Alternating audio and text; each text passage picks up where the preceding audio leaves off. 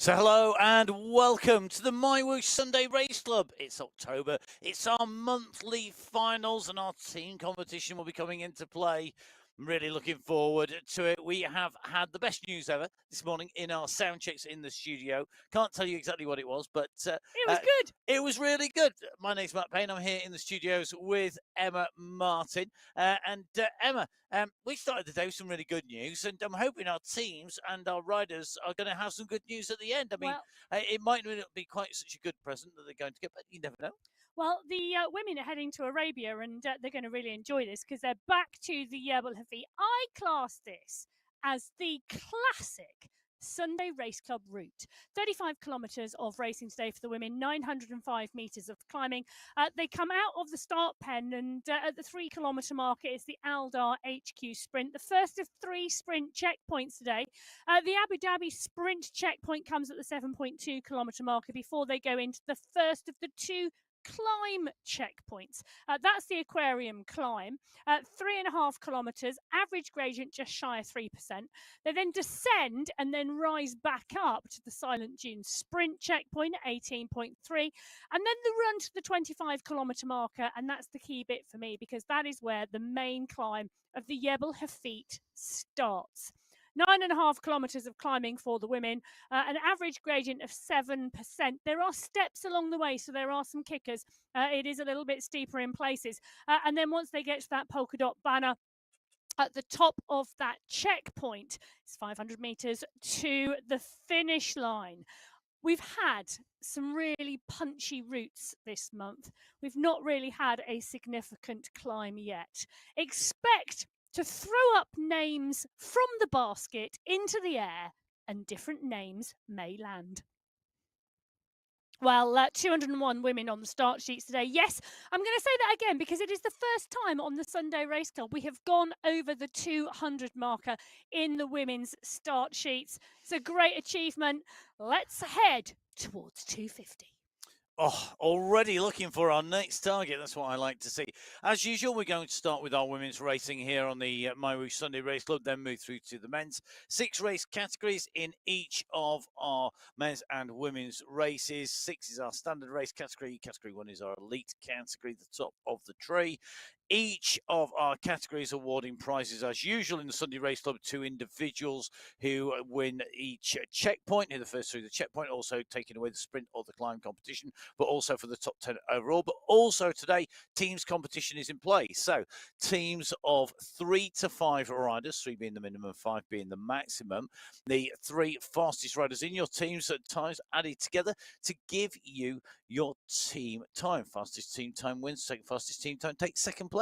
As you can see, we have got a huge entry, and I'm going to do a little bit of a run through the listing here because we have the FCC. FCC stands for the Femme Cycle Collab, and I've got to say, fantastic on them. They've done a brilliant job of getting this together. Every single race category's got teams in, and I do mean teams. I don't just mean 1 or 2 people. I mean big teams as well. So for FCC, if they read Femme Cycle Collab, and for speed, I'm going to very quickly say FCC. FCC Cadence Crew. Holtman, Scriven, Almasuri, and Cahul. We've got the 4 Corner Force, Bremner, Yeskalina, Smithson, and Hadjuk. We've got Kitty Hawk Racing's Hamilton, Mitchells, Haglin, Voos, and Shoring. As they leave the start line, they're also joined by Level Phoenix, who are Phelan, Limbago, Driscoll, Kirchner, and Hooker. The Royal Ascent team of Flores, Los, and Reyes. We've also got the Tour de France squad of Barker, Solozano, Navies, Sarasu, and then the WES team, the WEZ team of Belly, Pens, Almeida, Kirchner, and Lloyd. So that is 7 teams, and there are 17 prizes. 3 teams of 5, 3 teams of 4, and 1 team of 3. Well, the Category 6 riders are away, and there's a big push on the front, up to speed very, very quickly out the start pen, 40 kilometres an hour at the 300-metre mark. And Sarasu, Barco, Lopez, Hamilton, Limbaga, all in the mix. It's Randa Cahul that's on the front for that FCC Cadence Crew. There she is. We're just dropping in with her in the pain cave. Absolutely fabulous to see her right on the front of the race field, right on the front of the left-hand side corner of your screen. She's on your screen. She's in the mix, and she's with that Cadence Crew. Now, in the team competition, the Cadence crew have got to a real battle on their hands. Royal Ascent were second last month in the September final. I had to just think what month we were then. But for me, I think it's going to be 4 Corner Force, Bremner, Jääskeläinen, Smithson, and Hadjuk, potentially up against Kitty Hawk Racing. Again, Royal Ascent could well be in there, but Bremner, Jääskeläinen, Smithson, and Hadjuk have all been going really, really strongly. Well, Cahool took second place, though, in the July final. The July final was the only other time this year we've been on the Jebel Hafit. Then it was Gentili, Cahool, Solizano, Stevenson, and Narvaez. Tour de Friends, they're Solizano, Narvaez, and they've got Saraso in the mix. They could ride strongly on this climb. But Gentili has progressed. In fact, a lot of the categories where riders took wins in the July final have progressed up a cat since then.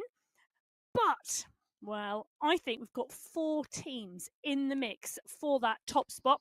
Angie Solizano on your screen at the moment. She took third place in the July final on this course. She could be one to watch, and I think there's a real psychological advantage to having ridden strongly on a course before. Oh, 100%.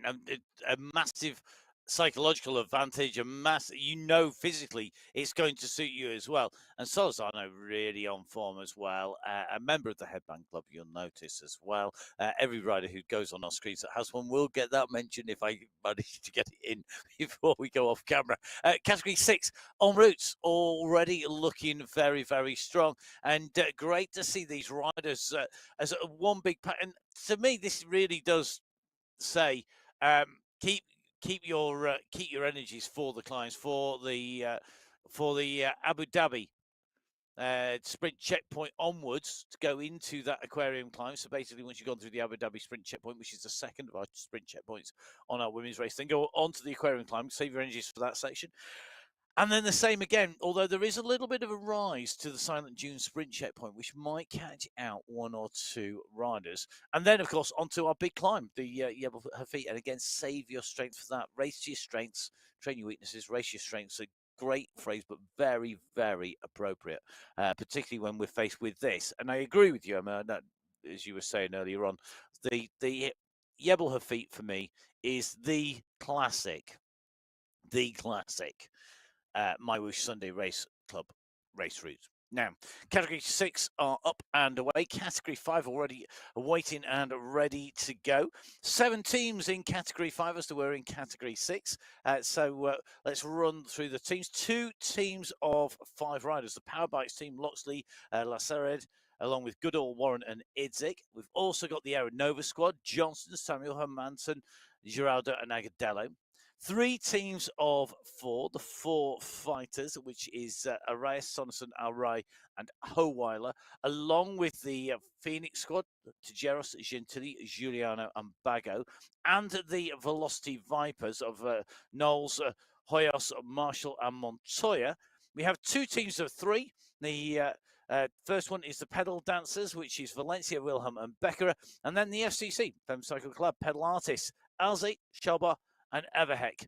The last team of 3. 7 teams, 17 prizes, all those individual prizes as well. Category 5, time to go racing on the MyWhoosh Sunday Race Club October finals. They're heading up and away from the Penzers in Category 6. Jessica Hamilton is doing what Jessica Hamilton does, sprinting in towards our first sprint checkpoint, taking away 5 points. It's going to be a 4 for Lloyd, 3 for Loves. There's 2 for Bremner, I think 1 for Hadjuk, if I'm not much mistaken. But no doubting our winner on the way through. That is Jessica Hamilton, who's in the green and in that green jersey, looking resplendent as always. The Category 5 riders who are up and away. Some really strong teams in here, Emma, in this Category 5 racing. And we've got basically a few riders, not many, that are not in a team. I know, it is really, really strong. So 34 riders on the start sheets in Category 5 today. As you said, those 7 teams, Matt. We have got to the state in the women's race, 201 riders. Now, in each of the categories, whilst 4 of the 6 categories have 7 teams, 2 have 6, which means we're still not at minimum numbers for that team competition. But Juliana Agadello on your screen at the moment, she's right in the middle of that Category 5 pack. She's part and parcel of the Aeronova squad, who could well go well today. Amber Johnson, Samuel Hermansen, Giraldo, and Agadello. Hannah Hermansen, I think, will go well on this course. Agadello as well. They could be a squad to watch. In fact, they've got a little asterisk by them on my start sheet, which means I've pegged them as one to watch. I've also got 4 fighters on my squad. I think Araya, Sonnerson, Al Ray, and Holweiler could go well. Holweiler and Al Ray already doing top 5 performances this month. Last week, however, I am going to say to you, as we go in with Brooke Samuel, part and parcel of that Aeronova squad as well. Can I just say, there's some great cookie eating going on as recovery from Brooke Samuel, and I've never been so jealous of recovery food in my life. I've often thought if she could just package 1 or 2 of them up, if they would make it to France, I'd be a very happy woman after a long ride. Well, I'm hoping she's enjoying them. Cookies for recovery food. Oh my goodness, these are no single cookie as you may have seen a cookie in your life before. I don't know where she gets them from, but they look amazing. She's, as I said, the Aeronova squad are on my to watch list today. But one of the things I wanted to point out, the Phoenix squad took the win last month in the September final. You seem to think, or you sometimes think, that to win the team competition, you've got to pack the top 5. The Phoenix squad took 5th, 7th, and 8th. Okay. It's a time-based competition. And they still took the win. And they took the win. So it's not just about, you can have the best rider in the race in your team, but it's about where the rest of those riders finish in terms of that overall time for the team. And that time really, really critical, as you say. I mean, just making sure that you get in there. Now, one rider who I think I have down potentially for taking away a top spot is going to be Tanya Holweiler, because I think this is a course that can suit with a big climb on the end, and we know that when the pressure goes on, she can really sustain a big effort for a long time. So I think Tanya Holweiler definitely one of the ones to watch, one of the riders to watch in the squad with Alray, along with Sonnerson and with Arias. Definitely, it's just such a strong squad, isn't it, the 4 fighters? But it doesn't mean that the other teams won't be there, because it only takes fractions of a second, and the cumulative effect of that across all your team members, across your 3 fastest, and then all of a sudden it changes. It can literally reverse positions. So Category 6 and Category 5 up and away. Category 4, our next set of teams to go. 6 teams in Category 4. So 4 teams, in fact, of 5 riders. We have the FCC Pedalicious squad of Young, Frias, Krasova, Tonkinson, and Andela. We also have the FCC What Works, which is De Silva, Kong, Weinert, Mungeli, and Vojakova. We've also got the Unity Vibe squad of Salgado, Elosta, Grazia, Prado, and Johnson, and the Unshakable squad of Pamplona, Corrales, Montoya, Taconas, and Latriglia.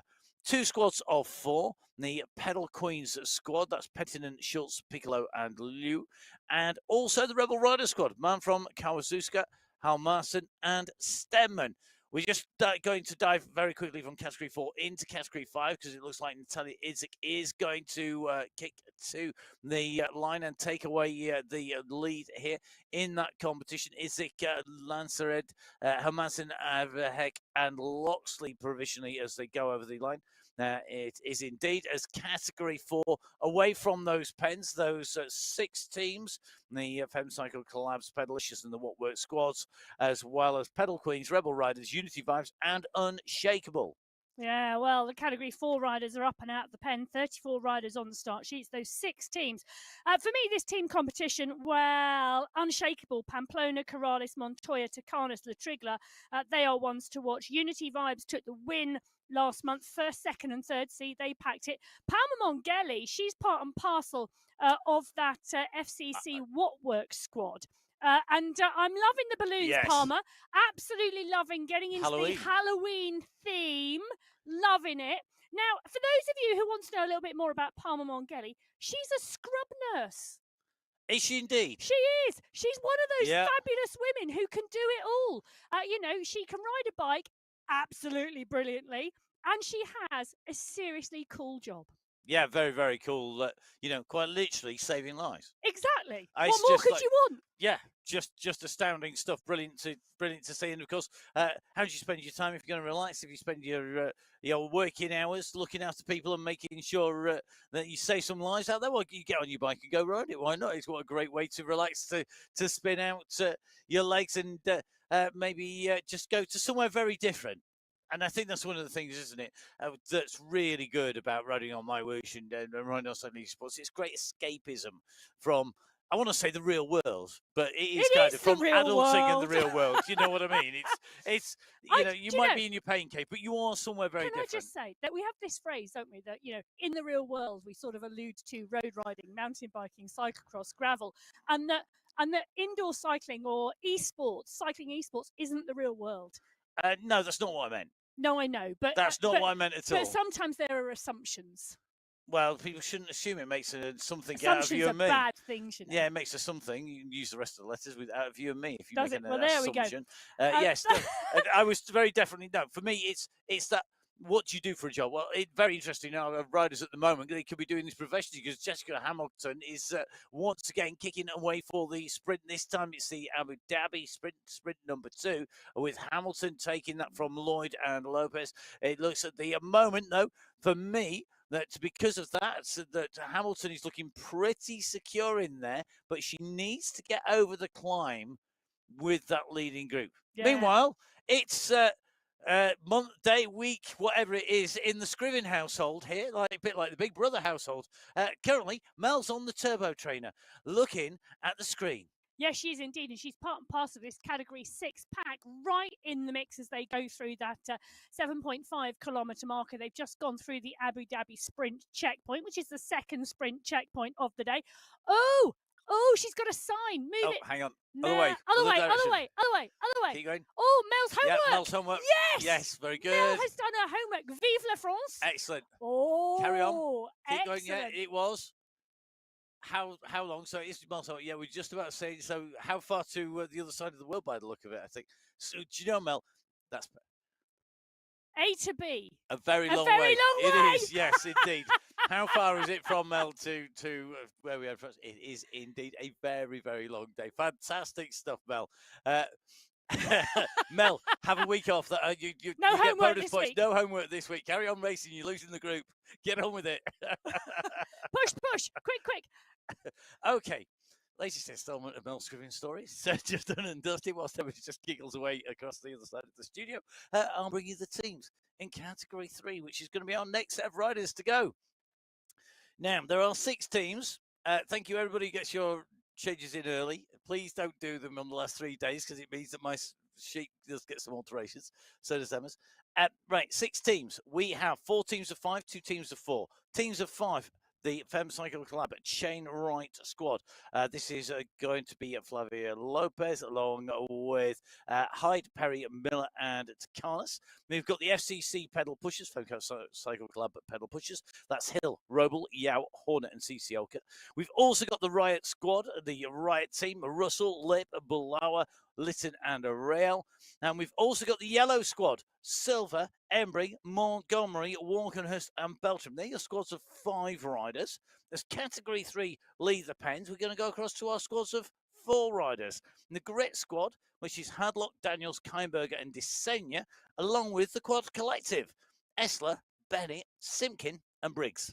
Well, can I just say for a start, with the 35 riders on the start sheets today in Category 3, I could not decide who or which team was actually my top pick today, because I took a look through and I went, well, the Quad Collective took the win last month. The Grit Squad were 9 seconds behind them. It was that close in this category. I then started to take a look at who'd done well this month. And then I started, well, right, 3 are in the mix. Well, yellow are in the mix. Well, and I just kept going.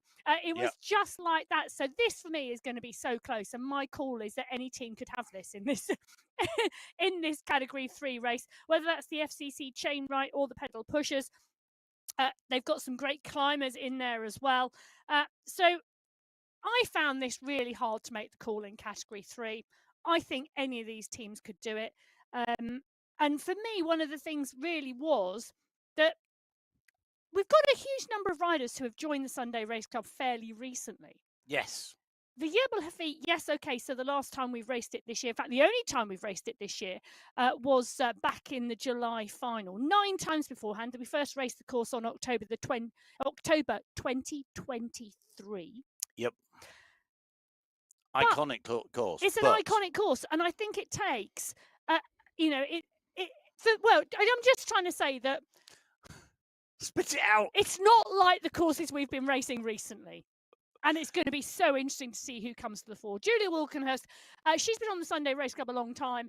She's been with us for a significant period. She will have raced this before. She knows what she's about to face, and she knows how to pace that climb and pace it well. Beltran is there, Miller, Silver, Montgomery, Briggs. This, for me, is going to be one close race. And congratulations to Julia Walkenhurst, because last week was her 100th Sunday Race Club. I know, it's amazing. It's brilliant, isn't it? I mean, if you think another 2... another 4, and then that's 2 years worth of Sunday spent on the Sunday Race Club, racing the Sunday Race Club. And a rider who, for me, Walkenhurst is definitely one to watch on the Hafit. I think it is, though, a course that rewards riders who are used to riding the big climb of the Hafit, because it's not just one pace. There's steps to it. There are the twists and the turns, the bends, where you can see riders, where you see them on the radar view, where the finish comes as well. All tends to be, for me, a reward for those people who know the course inside out. Yes, I agree with that. Now, one of the other interesting things about the Yerbal Hafit, the course record in category 3 is 1 hour, 16 minutes, 53 seconds, set by Charlotte Lucas, who's not with us today, back in July. She's from New Zealand. The category 2 course record is also held by a rider from New Zealand, Jay Atkin, and the category 1 course record is also held by a rider from New Zealand, Kate McCarthy. So 3 out of the 6 course records held by riders from New Zealand. New Zealand. Powerhouse. Indeed, they very much so, and certainly for a relatively small set of islands, they do an amazingly good job at sport. They do. Absolutely fantastic. Now we're in with Veronica Sisioka at the moment. She's right in the middle of that pack. They're at the 2.3 kilometre marker. The first sprint checkpoint coming at that 3K point. And that is where our category 3 riders are heading right now. In fact, on the top right-hand corner of your screen, you can see that green banner around that right-hand bend. That indicates the checkpoint itself. It certainly does, and one of the key things when you're riding on Cycling Esports is be able to read the radar view as well as you can read the course in front of you, because quite often the banners, checkpoints are hidden behind turns, behind the scenery, just like they would be maybe if you were racing outdoors rather than in. And generally, if you're racing outdoors rather than in, you tend to find that they're sighted with a big long view. Now here we go on the running, on that sprinting. You can just see at the moment Walkenhurst really winding it up out the saddle, kicking down towards the line, the big kick, that big sprint, and that's a real indicator. It's nice actually to see the view from the back and see that everybody has to scramble for the wheels because the whole group picks up pace. So whether you're going for that sprint or not, you have to be in it to win it. Yeah, and Sisioka takes the 5 points in that category 3 race. And you're right, Matt. Whether you are contending the sprint checkpoint or not, you've got to lift your pace to at least zone 5 to hold on to the group, because you really don't want to get dropped at that point. So Sisioka takes the 5 points in the category 3. Kimberly Miller takes 4. Keely Bennett takes 3. Valentina Desenia takes 2. And Brittany Lytton picks up the final point. And the riders in category 3, and we saw this quite a lot last week, and in fact over the month. Category 3 is incredibly competitive, racing to that point faster, to that checkpoint faster than Category 4. I was thinking, no, sorry, Category 4 You got that faster. the wrong way around. I did. Category 4 have gone faster than Category 3 this time. I wonder whether Category 3 will go faster than Category 2. Because it wouldn't surprise me. I think we've got a real mix of tactics going on. We've got riders who are very focused on the sprint and the early sections, and riders, rather than riders who are focused on maybe the finish. Yeah, and I think that's really interesting, isn't it? Because you can't assume, and we say this quite regularly, tactics-wise on the same course, to not assume that each race field is going to race the same strategy, the same tactics, and hence every higher race cat go through points on the course quicker than the lower cats, because there are 6 different races going on out there at the moment, and well, those 6 different races playing out in different ways. Category 4 faster to the first sprint checkpoint than Category 3, but Category 4 have just gone through the second checkpoint. And going through that second checkpoint, Lamcon taking the 5 points. Diana Corrales, who took the first sprint, taking 4 points. Manfron taking 3. Kawazuska taking 2. And Doreen Chu taking 1 point. They're your point scorers at the second of the checkpoints in Category 4, with 1 more checkpoint to come. But that checkpoint is after the aquarium climb. Now, aquarium climb is where Category 6 are at the moment. You can see the glass over the top of the riders with the water above as they make their way in through. Bridget Bremner leading this category out with Lloyd Smithson, Jaskalainen, Lopes, as well as Gahula, Damanis in there as well. It's still a relatively big group. We've got 1 or 2 riders starting to be dropped off the back of the pack. But at the moment, at the 11.8K, we still have got 1.2 kilometers or 1,200 meters to make it through and up over the top of the aquarium climb and through that checkpoint. Well, Category 6 riders, Bremner at the front, Lloyd, Lopez, Jaskalainen, Almeida, Hagland, all in the mix. It's a big group of Category 6 riders at that 12-kilometre marker. But you can see on that top right-hand corner the riders going off the back of the group. And we often say that about the aquarium climb, don't we, Matt? That riders tend to go off the back of the group rather than off the front of the group until we get to that final section. It isn't a traditional attack. And away from the studio, back to Randa Kohula. It's always nice to get the wave. And Randa's looking very, very smooth here. Still with the energy to wave. Focus on what the show's doing, as well as, of course, sitting in with the lead group on the climb. And this bodes really well for her when it comes to the final climb. And Randa Kohula wouldn't have becoming one of our regular riders on the Sunday Race Club, I have to say. And I think definitely a rider who we need to keep an eye on for the future, that's for sure. Yes, I think the future being in around an hour's time. Oh, I don't know. I think quite possibly going to be a rider who can soon be moving up through the categories.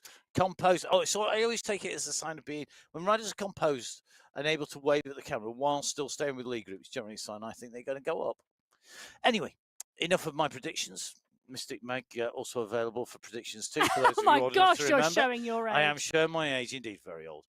Let's move across to Category 2 because we have got 6 teams racing for those prizes in Category 2. 3 teams of 5, the core squad of Gonzalez, Russ, Simmons, McLeod, Kuma, and Giovanni. We've got the United Cadence squad from the Femme Cycle Collab of Wagner, Haag, Manchadi, Jaramillo, and Denton. Also from the Femme Cycle Collab, Watt Wheel squad, Shanks, Eck, Wellner, Mob, and Thompson. The teams with 4, well, there's 3 teams of 4. The Riot Squad, Nyquist, Sobers, Hebersmith, and Reese. Velocity Vikings, Engstrom, Nordin, Tridin, and London. And the Watt team, Caramello, Bassoni, Roach, and Cassani. So, the Category 2 riders about to leave a race start. 35 kilometres in distance, 905 metres of climbing. Over 700 metres of that are in the last ascent, officially 690, but I include the bump beforehand, so it's over 700 as far as I'm concerned. For me, it's from the moment you don't go down anymore. Well, at the point where the only way is up. Pretty much the Yaz moment. The Yaz moment. Well, we're looking forward to that Yaz moment later. But the Category 2 riders are out of the pen, all 30 of them on the start sheet today. Heather Shanks is in the mix, Rhiannon Denton, Snyder, Hakkinen, Manshandi, McLeod. And I'll tell you something, last month, 53 seconds separated the top 6 teams in the Category 2 race. We were in Belgium, where there's 395 metres of climbing versus the 905 metres of climbing today. Does Heather Shanks like a seriously long climb? That's what we're going to find out today. She's got a bit of a grimace on her face there, telling me that she preferred Belgium last month to the Jebel Hafid this month. A 10K climb. Do you know what, in the UK, 10K climb? It's hard to find. Yeah, Scotland. It's the only place to find one. Pretty, and Craig Vale. Well, there you Longest go. continuous ascent in Great Britain, I think. Well, I do know that some of the other riders from GB I'm looking forward to today a lot more. Hayley Simmons is one of those. She's on the core squad. The core squad took the win in the team competition last month. She's got Gonzalez Rua, McLeod, Kuma and Giovanni with her. They are probably my top pick for the team competition today. But it is going to be really, really closely run. United Cadence, the FCC squad, Dana Wagner, Elisa Haag, Manshandi, Yaramillo and Denton. Now, Rhiannon Denton, I am going to say, I've been chatting with her about dog carriers for riding bikes. But okay, that's a very random thing. But did you know she's another one of the Sunday Race Club riders who, she swapped show jumping on horses for bike racing? I didn't know that, no. Well, the other rider... I do know she failed me last week. She did what? I said that she was my pick for winning. She didn't do it. Oh, well, you never know what will happen today. But Denton, obviously on a horse. The other rider who we talk a lot about, Rebecca Johnson in Category 4, who also is well known for her horse riding on a Sunday as well. Get well soon, Rebecca Johnson. She unfortunately has come down with COVID. Indeed. A lot of that about around the UK at the moment. Well, the Category 2 race, I think, is going to be really, really interesting. Lundin, Bassoni, Denton, Manshandi, Thompson, Gonzalez, Rua, Engstrom, all in the mix as they go into, and are now coming out of the Ferrari world. And there is Rhiannon Denton on your screen at the moment, on the bike, tapping away part and parcel of your headband club, Matt.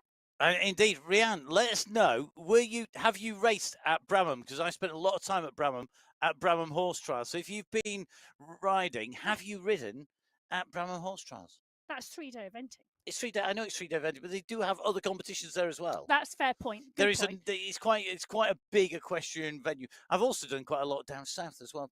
Really? Yeah, I spent a lot of time going into equestrian venues to run bike races. Well, it's very random, I know, but there you go.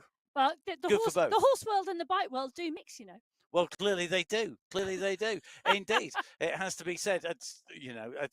I'll leave you to draw your own conclusions as to why. Right, let's go to Category 1, our elite race category, the top of the tree. It is time to see what the riders in those yellow jerseys can do, because we have 7 teams in Category 1. We have 4 teams of 5. Ablock International with Kolczynski, Hermansen, Holcroft, World Champion McCarthy and Soderstrom.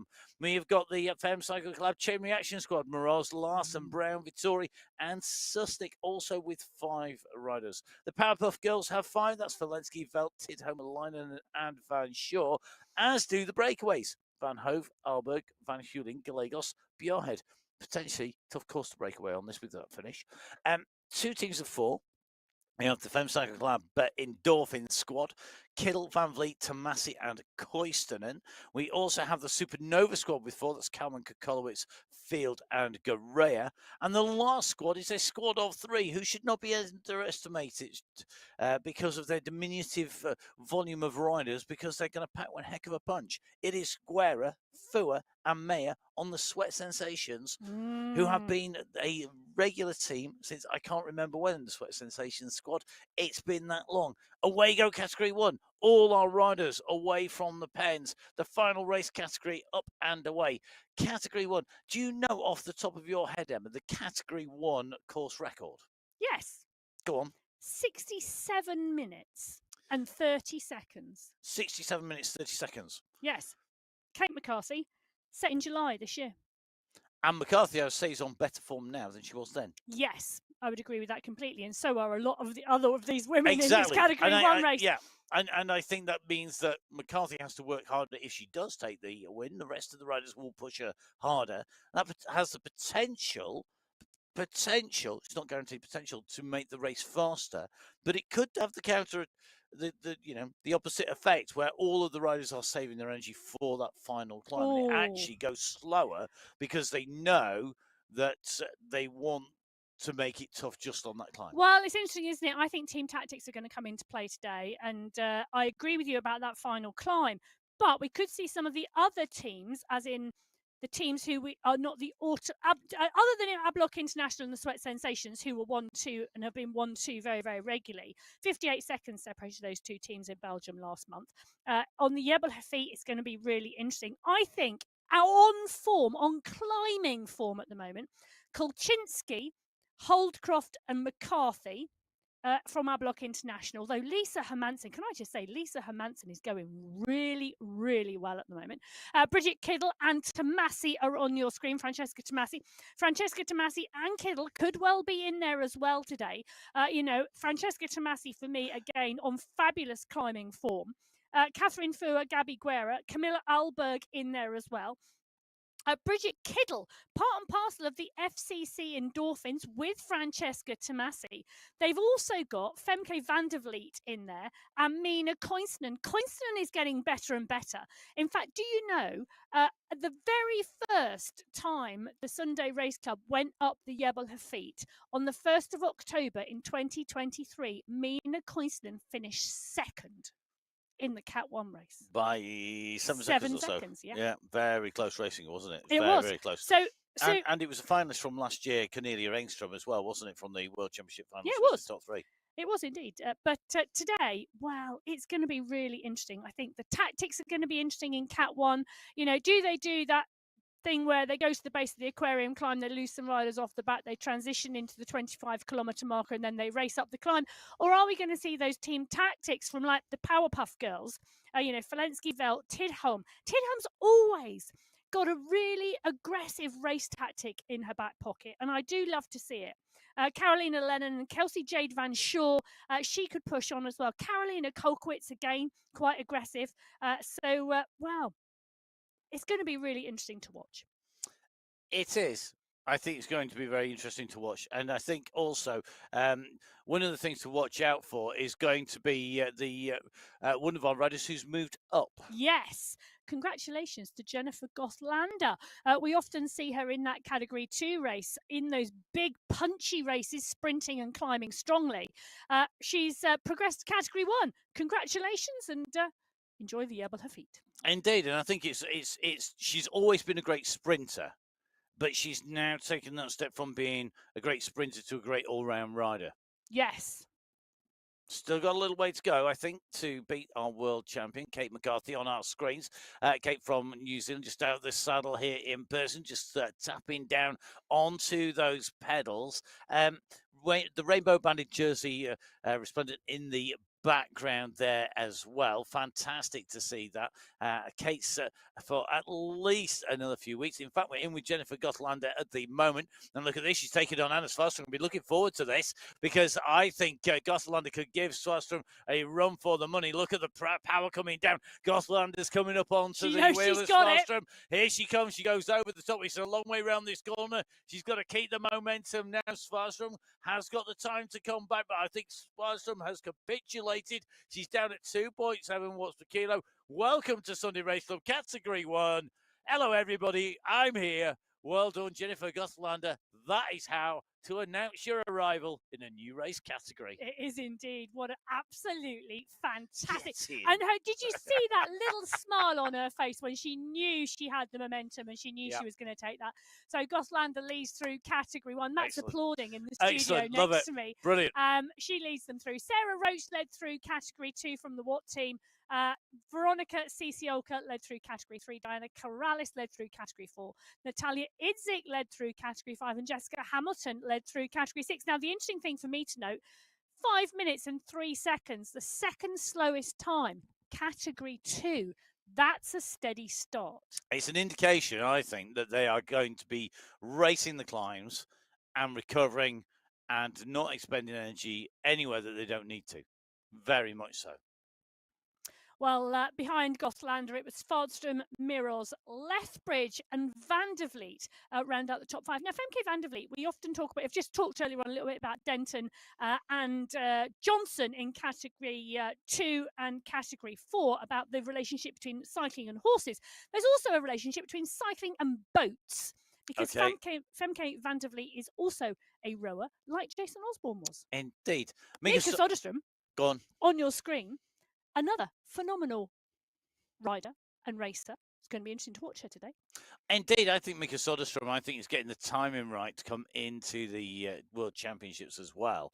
I think I'll be very interested to see how she progresses as she goes onwards into those World Championships. Definitely one to watch as we move onwards. Great interview with Mika Soderstrom, done by Emma and Chris on the Virtual Velo podcast as well. You can listen to that, but Emma wasn't listening when I said it was actually a really great interview, I hope.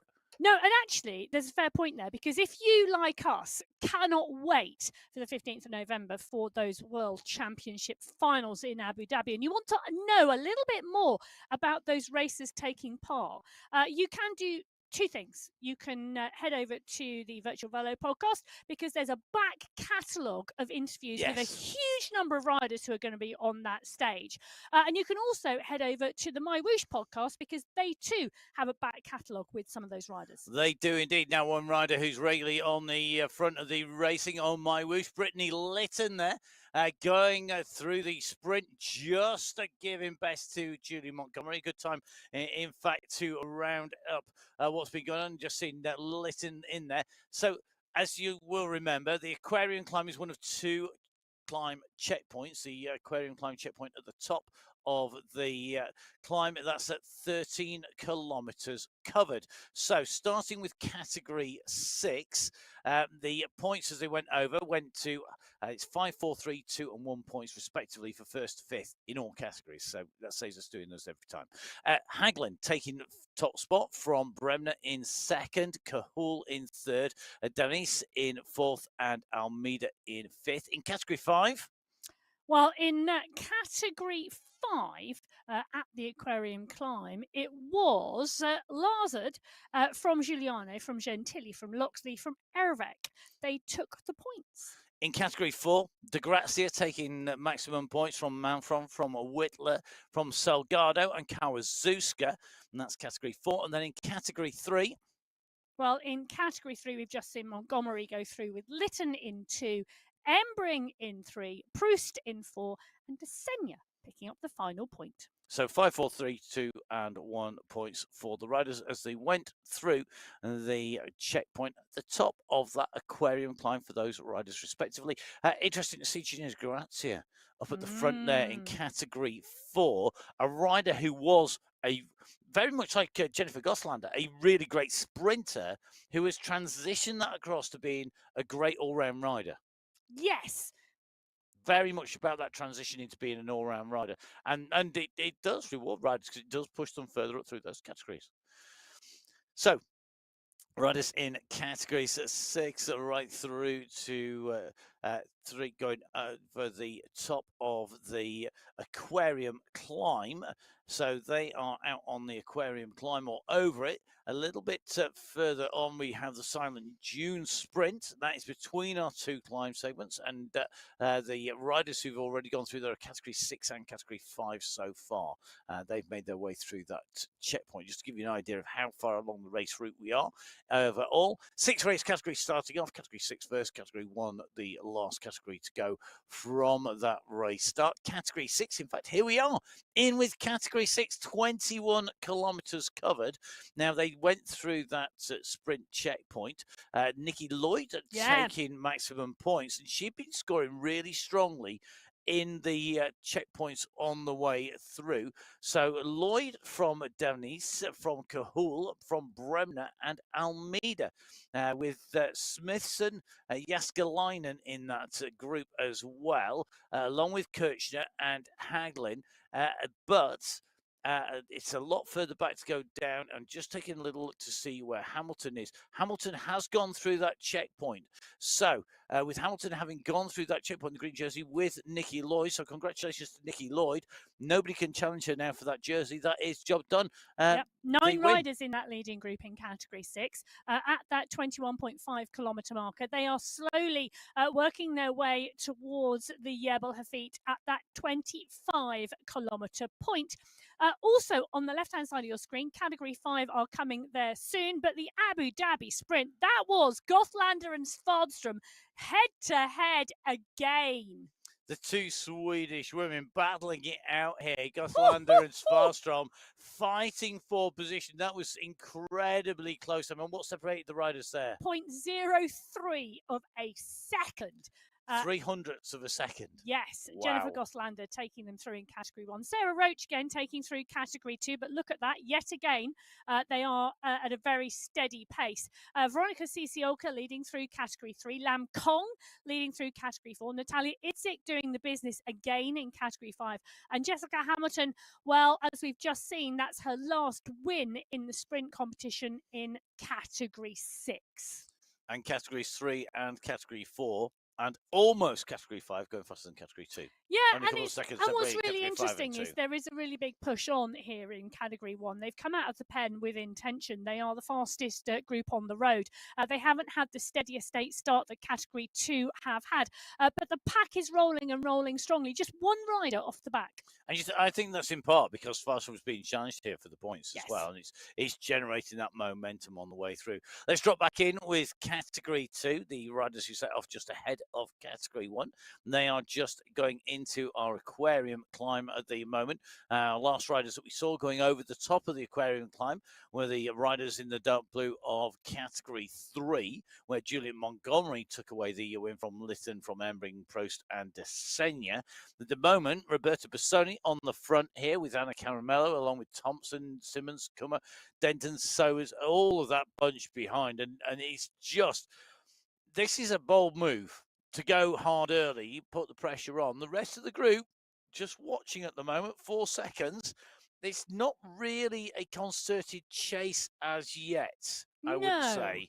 We're starting to see the pressure lifting. Caramello now going up to sort of 4.5 watts per kilo. Now going up to 5, just winding it up here. But Bassoni's consistently 5.5 watts per kilo. Yeah, it is an interesting move because obviously one for that polka dot competition. But there is the point in this that it's a long trek from the top of the aquarium climb to the base of the Jebel Hafit. And Bassoni, for me, is one of those riders who will contend that climb as well. But Roberta Bassoni absolutely dialing it on your screen at the moment. High cadence, continuing to drive to the top of that aquarium climb, looking to pick up the points. Now, Sarah Roach comes to the 4, and Gabby Nordin. Maria Marb is there as well on the group behind. They are holding her at this point at around that 5-second marker. The question is, will the pack drive to close her down, or are they happy and content to let Bassoni go at this point? I think at the moment they're looking to see who's going to answer. And every time they look at each other, you could just see Roberta Bassoni's focus there on the screen, sat in position, just tapping that rhythm out, really, really driving on strongly there. And as long as she keeps doing that and let the riders behind do the battling and their thinking, I think that's going to be really good. Play to her advantage. Well, playing to her advantage. We're talking also about playing to the team advantage, because Anna Caramello and Sarah Roach, who are monitoring the front of that group, are part and parcel of the Watt team, the same team as Bassoni. So as great teammates, they're coming to the front of the pack, keeping the pace down and allowing the teammate to go clear. Sophie Giovanni on your screen at the moment, she's part and parcel of the core squad. They're not doing the chasing at the moment. Look how wide that group is across the road, indicating that it's a steady pace in that group. I mean, all credit to the Watt team, because this is great teamwork. It is. It's really, really good teamwork, and I think for me that is part of what makes the finals so special, because it's the 1 week in a month where all the teams can be rewarded for their effort. That is really, really important to see. That team can be rewarded in prize money as well. If you want to know the details of it, go on to the MyWhoosh website. It's www.mywhoosh.com.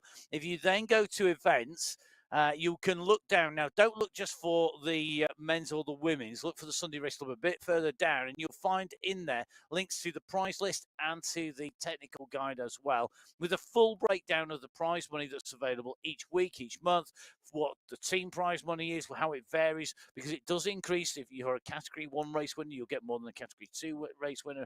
You will get more than a Category 3 race winner. The same in the team competition, same for the segments and so on. So do have a look on there if you've got any questions about it. Once you've read through the guidebook, once you've read the tech guide, once you've read all the website, then do get in touch. But if you do ask us questions that's not, and you haven't done that, we might just delay just to give you enough time to read it. Well, Category 2 on the right-hand side of your screen are 2 kilometres ahead of the Category 1 pack on the left-hand side of your screen. Category 1 are now in the mix of the aquarium climb, wide across the road, rolling steadily. Category 2 have let... Well, I don't think. Well, they have let, because Roberta Bassoni from the What Squad is down the road by 11 seconds. Her teammates Caramello and Roach have been doing a phenomenal job on the group behind to keep that gap.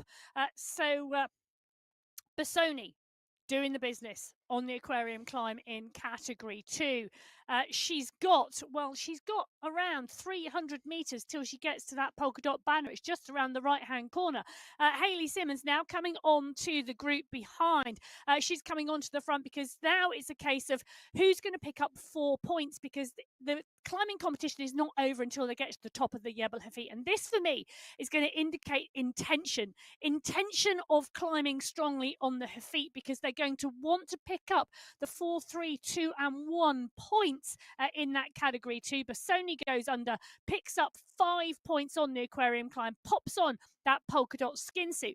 But who is going behind? Elsa Haag is pushing, Anna Caramillo, Sarah Roach, Sarah Lundin, Hayley Simmons, all in the mix as the pack comes through. It's Haag who's going to pick up the second place in that Category 2 race. Caramillo in 3, Roach in 4, Simmons in 5. But yet again, they are slower than Category 3. And the time gap between the leaders and the chase is 10 seconds, isn't it? Between Bassoni and the riders behind. So she now has got a chance to a really good rest on the way down. I don't think trying to stay clear is in there. Just going to put a quick shout out to anybody who's watching. If you're watching on the YouTube channel, you can get in touch. We do try and keep an eye on the live chat on YouTube. We can't watch YouTube and the screens and the action and the result screen and the internal message boards and the and our notes and the maps and MyWhoosh info, which is a key tool for us, of course, as you would expect, and the MyWhoosh website, and of course the chat. Well, we do try to keep up with the YouTube, and we have to pick one. It's the YouTube one we've picked. So do put them in there, the comments in there. Thank you, everybody, supporting the riders. Manon Holt. I hope you're back with us soon. Quick summary. Hi to Christopher Conlon. Christopher, one of our regular viewers. Good to see you're in and watching. Milan, have a quick look through the tech guide. Have a quick check. Get yourself on board. We'd love to see you racing. Be good to see you on here. And good to see Adam Stasinski, the coach, yet again, keeping an eye on the riders. Yes, keeping an eye on the riders. Do get in touch on there. We do look at it less at the team competition week. Well, that's very true, actually. The Category 1 race have got 900 metres now to go until they get to the top of the aquarium climb. And it's a big pack altogether, just one rider distance off the back of the group. Well, actually now 2 as we swing around and I can see the long shot. They've got this long, big straight to go after this sweeping left hand. Then they go through the sweeping right, and there is the polka dot banner. Someone is going to be after that skin suit. I have predictions as to who it could be, but I think there will be competition. Yes. Yeah. I'm going to say no more because I know a number of the riders are listening. So well, they're going to be maybe do winding this. it up as well. They are indeed interesting. I'm just taking a little look at Carolina Kolkowitz actually on our screens. Dead centre, nice high pedal revs. They're really revving that round. Catherine Fua and Kate McCarthy, along with Gabby Guerra, out of the saddle. So just pushing that slightly bigger gear with a view to maybe revving it up a little bit more. Tomasi now out of the saddle as well. Kolkowitz staying down in the saddle. The speed picking up here. You can see the revs having to pick up. There's pace starting to go, and now we start to see the move out the front of this group. We start to see the kick. We start to see the stretch on the front. Guerra at the moment is not able to answer the move on the front that's been made by Francesca Tomasi. Tomasi's move off the front. Big kick. She gave us a wave earlier on when we went down to camera. She's clearly feeling good today. The legs are good. The power is good. And I tell you something, this is going to be rewarded. It's going to be maximum points here. And I tell you something, this sets her up well for the climbs competition overall because she's a contender when we come to our big climb as well. Yes. However, Kate McCarthy goes through in second to pick up 4 points. Elise Gallegos goes through in third to pick up 3. Van der Vliet picks up 2. And Maya picks up 1 point. Really, really interesting. And it's going to be interesting to see how this plays out later. Tomasi, as you can see, leading through the category 1 at the Aquarium Climb. Roberta Bassoni, we watched her lead through category 2. Julia Montgomery led through category 3. Gina De Grazia led through category 4. Great to see her there. Felicia Lazard led through category 5, and Rosura Hagland led through category 6. Can I just say, Elise Gallegos coming through in third there, following her Ironman in Hawaii. She also put in a phenomenal performance in the semi-finals for the World Championships. She is a rider to watch. She's an endurance specialist, and I am looking forward to seeing what she can do today. I am indeed. No pressure release. Yeah. Plenty of pressure. Go on. There's plenty. No. It's a Sunday Race Club. They're into the elite category. They can handle it. They're fine.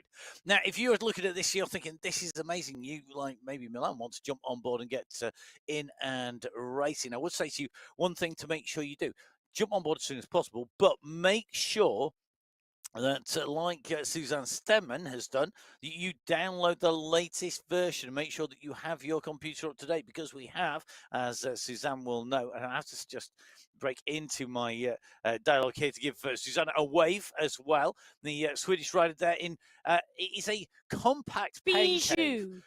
I had a pain cave just the same as this one's. It was great. I loved it because you could reach everything. You never ever struggled to get to anything, and it made life much easier. And it gets you focused. I'm also in awe of the wheels and the top of the top of the pain cave there as well. Very nice.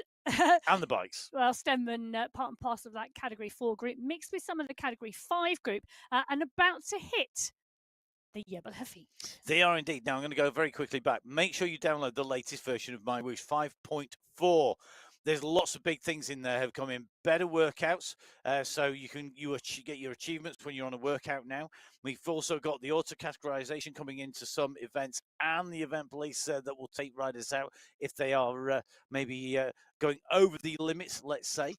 Don't forget, it's only in some events at the moment. Don't forget, also in there, we've got the virtual gear shifting change in arcade mode as well.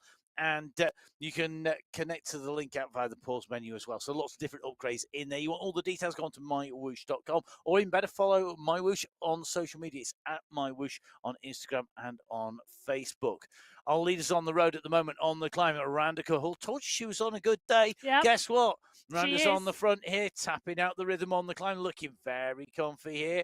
Looks like she knows exactly what pace she wants to set, and now is saying to the rest of this group, okay, guys, you want a challenge for the top of this climb? You need to stay with me.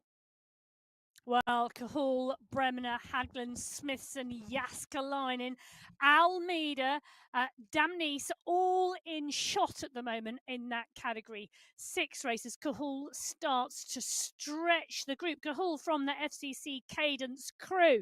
A large number of the riders behind, well, Bremner, Smithson and Jaskalainen, part and parcel of the four-corner force.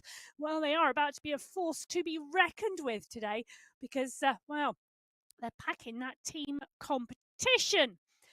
That's going to be interesting in the category 6 race at the 26.8 kilometre marker. They are definitely well and truly on to that Jebel Hafit climb. And on the top right-hand corner of their screen, you can see the switchbacks ahead of them. Switchbacks are also ahead of this group of Category 5 riders. That's the leading group in Category 5, being led by Wilhelm, Loxley, Alray, Goodall, Lazarard, Giuliano is there, Hermansen, Idzik, all in the mix at the moment. But it's looking like we've got a group of 5 riders starting to push clear in Category 5. So the Category 5 group continuing to push, and one of those riders just squeezing on. That's Hannah Hermansen, actually, just closing that down because she didn't want the other riders to go clear. So this is the point in the race. It's 6.5%. And if you want to know how steep the road is, at the point the riders are at, on that top right-hand corner of the screen, the percentage of the climb is in that box. 2, 4, 6, 8 riders in this Category 5 race, split by, well, around 8 seconds. So there's that group just fracturing at the moment, trying to make their way up towards the summit as they make their way up this climb. You can see at the moment Natalia Idzik still in that green jersey as well in the mix. The climber's jersey just up the road, 2 seconds at the moment as they continue to push. Just take a little bit of a look behind. You can just see, as Emma said, the riders just being distanced here. Right, a mix of riders now. We've just seen those blue and those purple discs at the moment on the way down this sinuous snake in the road that winds its way up a serpentine like up the climb all the way up to Randa Kahul, who at the moment leading now. And we said she was really tapping out a good rhythm. Well, she's broken the rest. She went to the front, set down that rhythm, and Randa Kahul at the moment is clear by 22 seconds from Bremner, from Denisa, from Haglin, from Jaskalainen. Smithson about 2nd down on that group. Almeida about 3 down on that group. So the race is breaking. The other thing that's important for the riders to remember here, and it's not just about breaking clear and getting a gap, as we've seen Randa Kahul do, but it's also about breaking clear and getting the maximum time lead over the riders behind when you go clear. Randa Kahul, part of the FCC Cadence crew, the Algerian rider in with Al Mansouri, Scriven, and Holtman. Now, if she can keep on pushing, that's going to make a big, big difference because it will increase that time gap. Anne-Marie Lipp needs to keep the time gap down. You can see out of the saddle here, stamping down in that black jersey with that fern on there for New Zealand. The rider there, Lipp, you can see just really kicking on as they come up the climb. I saw a lot of New Zealand jerseys commentating on the UCI Paracycling Track World Championships. Last day was actually after our last Sunday Race Club. Well, went straight into it. Brilliant action there. Yeah, and Anne-Marie Lipp in that New Zealand's national jersey, pushing hard to stay in the group. The 25.8 kilometre mark at 800 metres into the Jebel Hafit climb. They're coming to one of the steps that we talked about right at the start of the show. The nature of the Jebel Hafit is there are some flat plateaus. Short they may be, but they do exist, and this is one that the riders are coming to at the moment. It's currently 6%, and it will start to ease off very, very quickly. But this pack of Category 3 riders, 22 riders came into the base of the Jebel Hafit together. That's still a big group of riders. Walkenhurst, Lytton, Bulwara, Kennett, Lipp, Lopez, all in the mix. So is Eva Essler. Keinberger is there. Julia Montgomery is the rider in the polka dot skin suit. She's biding her time, staying in the group. For me, it's going to be a question as to whether she can push on to the 4 of this pack. Barbara Bulwara on your screen at the moment. The look of concentration at the moment to stay in this group. Not do too much, but watch the moves and be in the right place. Really, really important. It certainly is. And a big thank you. If, like Barbara Balawa, you have put the camera on your pain cave so that we could get a look in and see just how you are riding in person rather than just your avatar. And a big, big thank you. Do make sure if you are going to join, get that camera on, get the name the same, make sure it's rotated the right direction. And the instructions as to how to do it come out on the email on Thursday from MyWhoosh. Yes, on the race email that goes out to the riders. The instructions are further down there. I know emails can be somewhat tedious to read if you get lots of No, them. they're not. Yes, they are. If you get loads and loads of them, you clearly don't get enough. Not a race email about a race you have entered and are committed to. Why would you not read it? Well, you know, some That's people. like not reading the technical manual. Well, yes, we know that you're a cross the T's and dot the I's kind of person. So whilst everybody's busy checking for spelling mistakes within the race email, I'm going to continue to look on our screens. You think I'm kidding? So with the I don't riders do it on the deliberately. climb, you can't help yourself, can you? So the riders on the climb at the moment, our race leader, Anna Cole, with the gap. Just taking a little bit of a check back. The race leaders in Category 1, our last race group to set off from the race pens, have gone through the silent June sprint, with Tidholm taking that from Van der Vliet, Zelensky, Bruni, Moroz, as we know. But I was taking a little bit of a look down there to see how we'd gone in terms of riders like Gothlander. Gothlander not going through that point with the main group. Neither had Svarstrom, though, interestingly, as well. So it'd be very interesting. Neither of those two riders scoring points that time around. They both scored the maximum points. Gothlander taking 2 sprints and Svarstrom taking 2 seconds.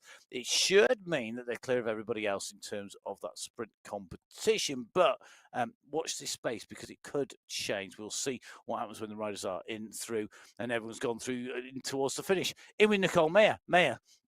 One of our strong riders, right up there, interestingly, on the climb of the Aquarium climb, right up in the mix. And I think as we come into the big climb, I think we're going to see, for me, Mayer needs to be very smart about where she expends her energy, not chasing McCarthy, not chasing Guerra, but looking for the team competition around her at where she goes. She knows that Gabby Guerra's on the side. Guerra gaining time on her doesn't matter. She needs to think about where she is relative to the people, say, in the Block International team, to Soderstrom, to Holcroft, Hermansen, Kolczynski, not necessarily McCarthy. She'll have a plan. You know, she's part and parcel of the Guerra Fua Mayer Sweat Sensation squad. Those 3 riders will have a plan and they will have it dialed. And if I am not mistaken, they'll also have a DS in their ears. And they will be watching those time splits, and they will be knowing who they need to mark, and they will be executing exactly what they need to do. So, Category 1 on the left-hand side of your screen, just making the way towards the Jebelhufveen. That Jebelhufveen's coming in about 25k into our race route. However, at the moment, well onto the climb at Randakahul now, with a 30-second gap on the nearest riders, and they are the group of riders in light blue who've just come around the corner behind her, now led by Wilhelm, the Category 5 leaders. They are a further 10 seconds ahead of the nearest chaser, currently Liz Smithson, who's got Hagland for company in Category 6. So at the moment, Cahul with a 30-second gap to the Category 5 leaders, and what is some near 50-second gap to the nearest riders in Category 6. Randa Cahul on form. I might take that as a prediction. A prediction win. A prediction win if Radical can make it to the finish, because never say never. This is bike racing. Riders can blow and go too hard. Category 6 leader, Radical, left-hand side of your screen. Category 5 leaders, right-hand side of your screen. Goodall, Wilhelm, Loxley, Alray, and Lassered, the riders in contention at the moment. Lassered in the polka dot skin suit, losing contact with the group. An interesting mix here. Alray, Loxley, Goodall in here. If it came down to a sprint, and it could well do so, I would be putting my money probably on Alray in a sprint between these riders. But I'd go for Loxley. Would you? It's so hard after a climb, though. That's why I would probably. It's a bit like flipping a coin, I think. Well, can I also say the Power Bite squad in that Category 5 race doing the business, because Loxley and Girdle both part and parcel of that, and Felicia Lazared is the 3rd counter, and she's back in 4th place. So Sebra Ray has got a team battling with her. And as we go across category 2, we're in with Christine Schneider's avatar down on the big screen. And Christine Schneider on our screens once again. Guten Tag, Christine, who's top left-hand side there, with Ruti Reis from Portugal directly below. And then Roberto Bassoni. From Italy down there, sorry, from Brazil, not from Portugal. I was thinking of Portuguese because I've got Portuguese on the brain because I was meant to learn how to say hello and goodbye. You haven't learnt it, have you? No. You didn't do your homework, unlike Mel Scriven. Yeah, no, I know. If Mel can do it, so can you. I'll go do lines in the corner, write down how to say hello in Portuguese. Anyway, let's go back to the racing. So, category 2, huge group, looking very, very strong, looking like this group is going to go into the climb together.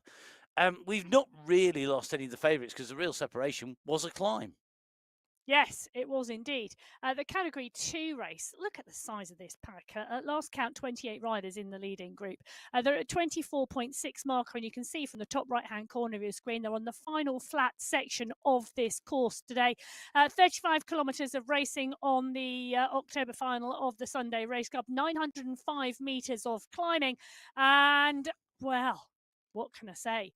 But very, very shortly, most of that climbing will take place because they're on the run into the Jebel Hafeet, Marb, Roach, Nyquist, Caramillo, Tridden, Heber Smith, London, McLeod, all in this group. 28 riders. It's a huge pack of green jerseys.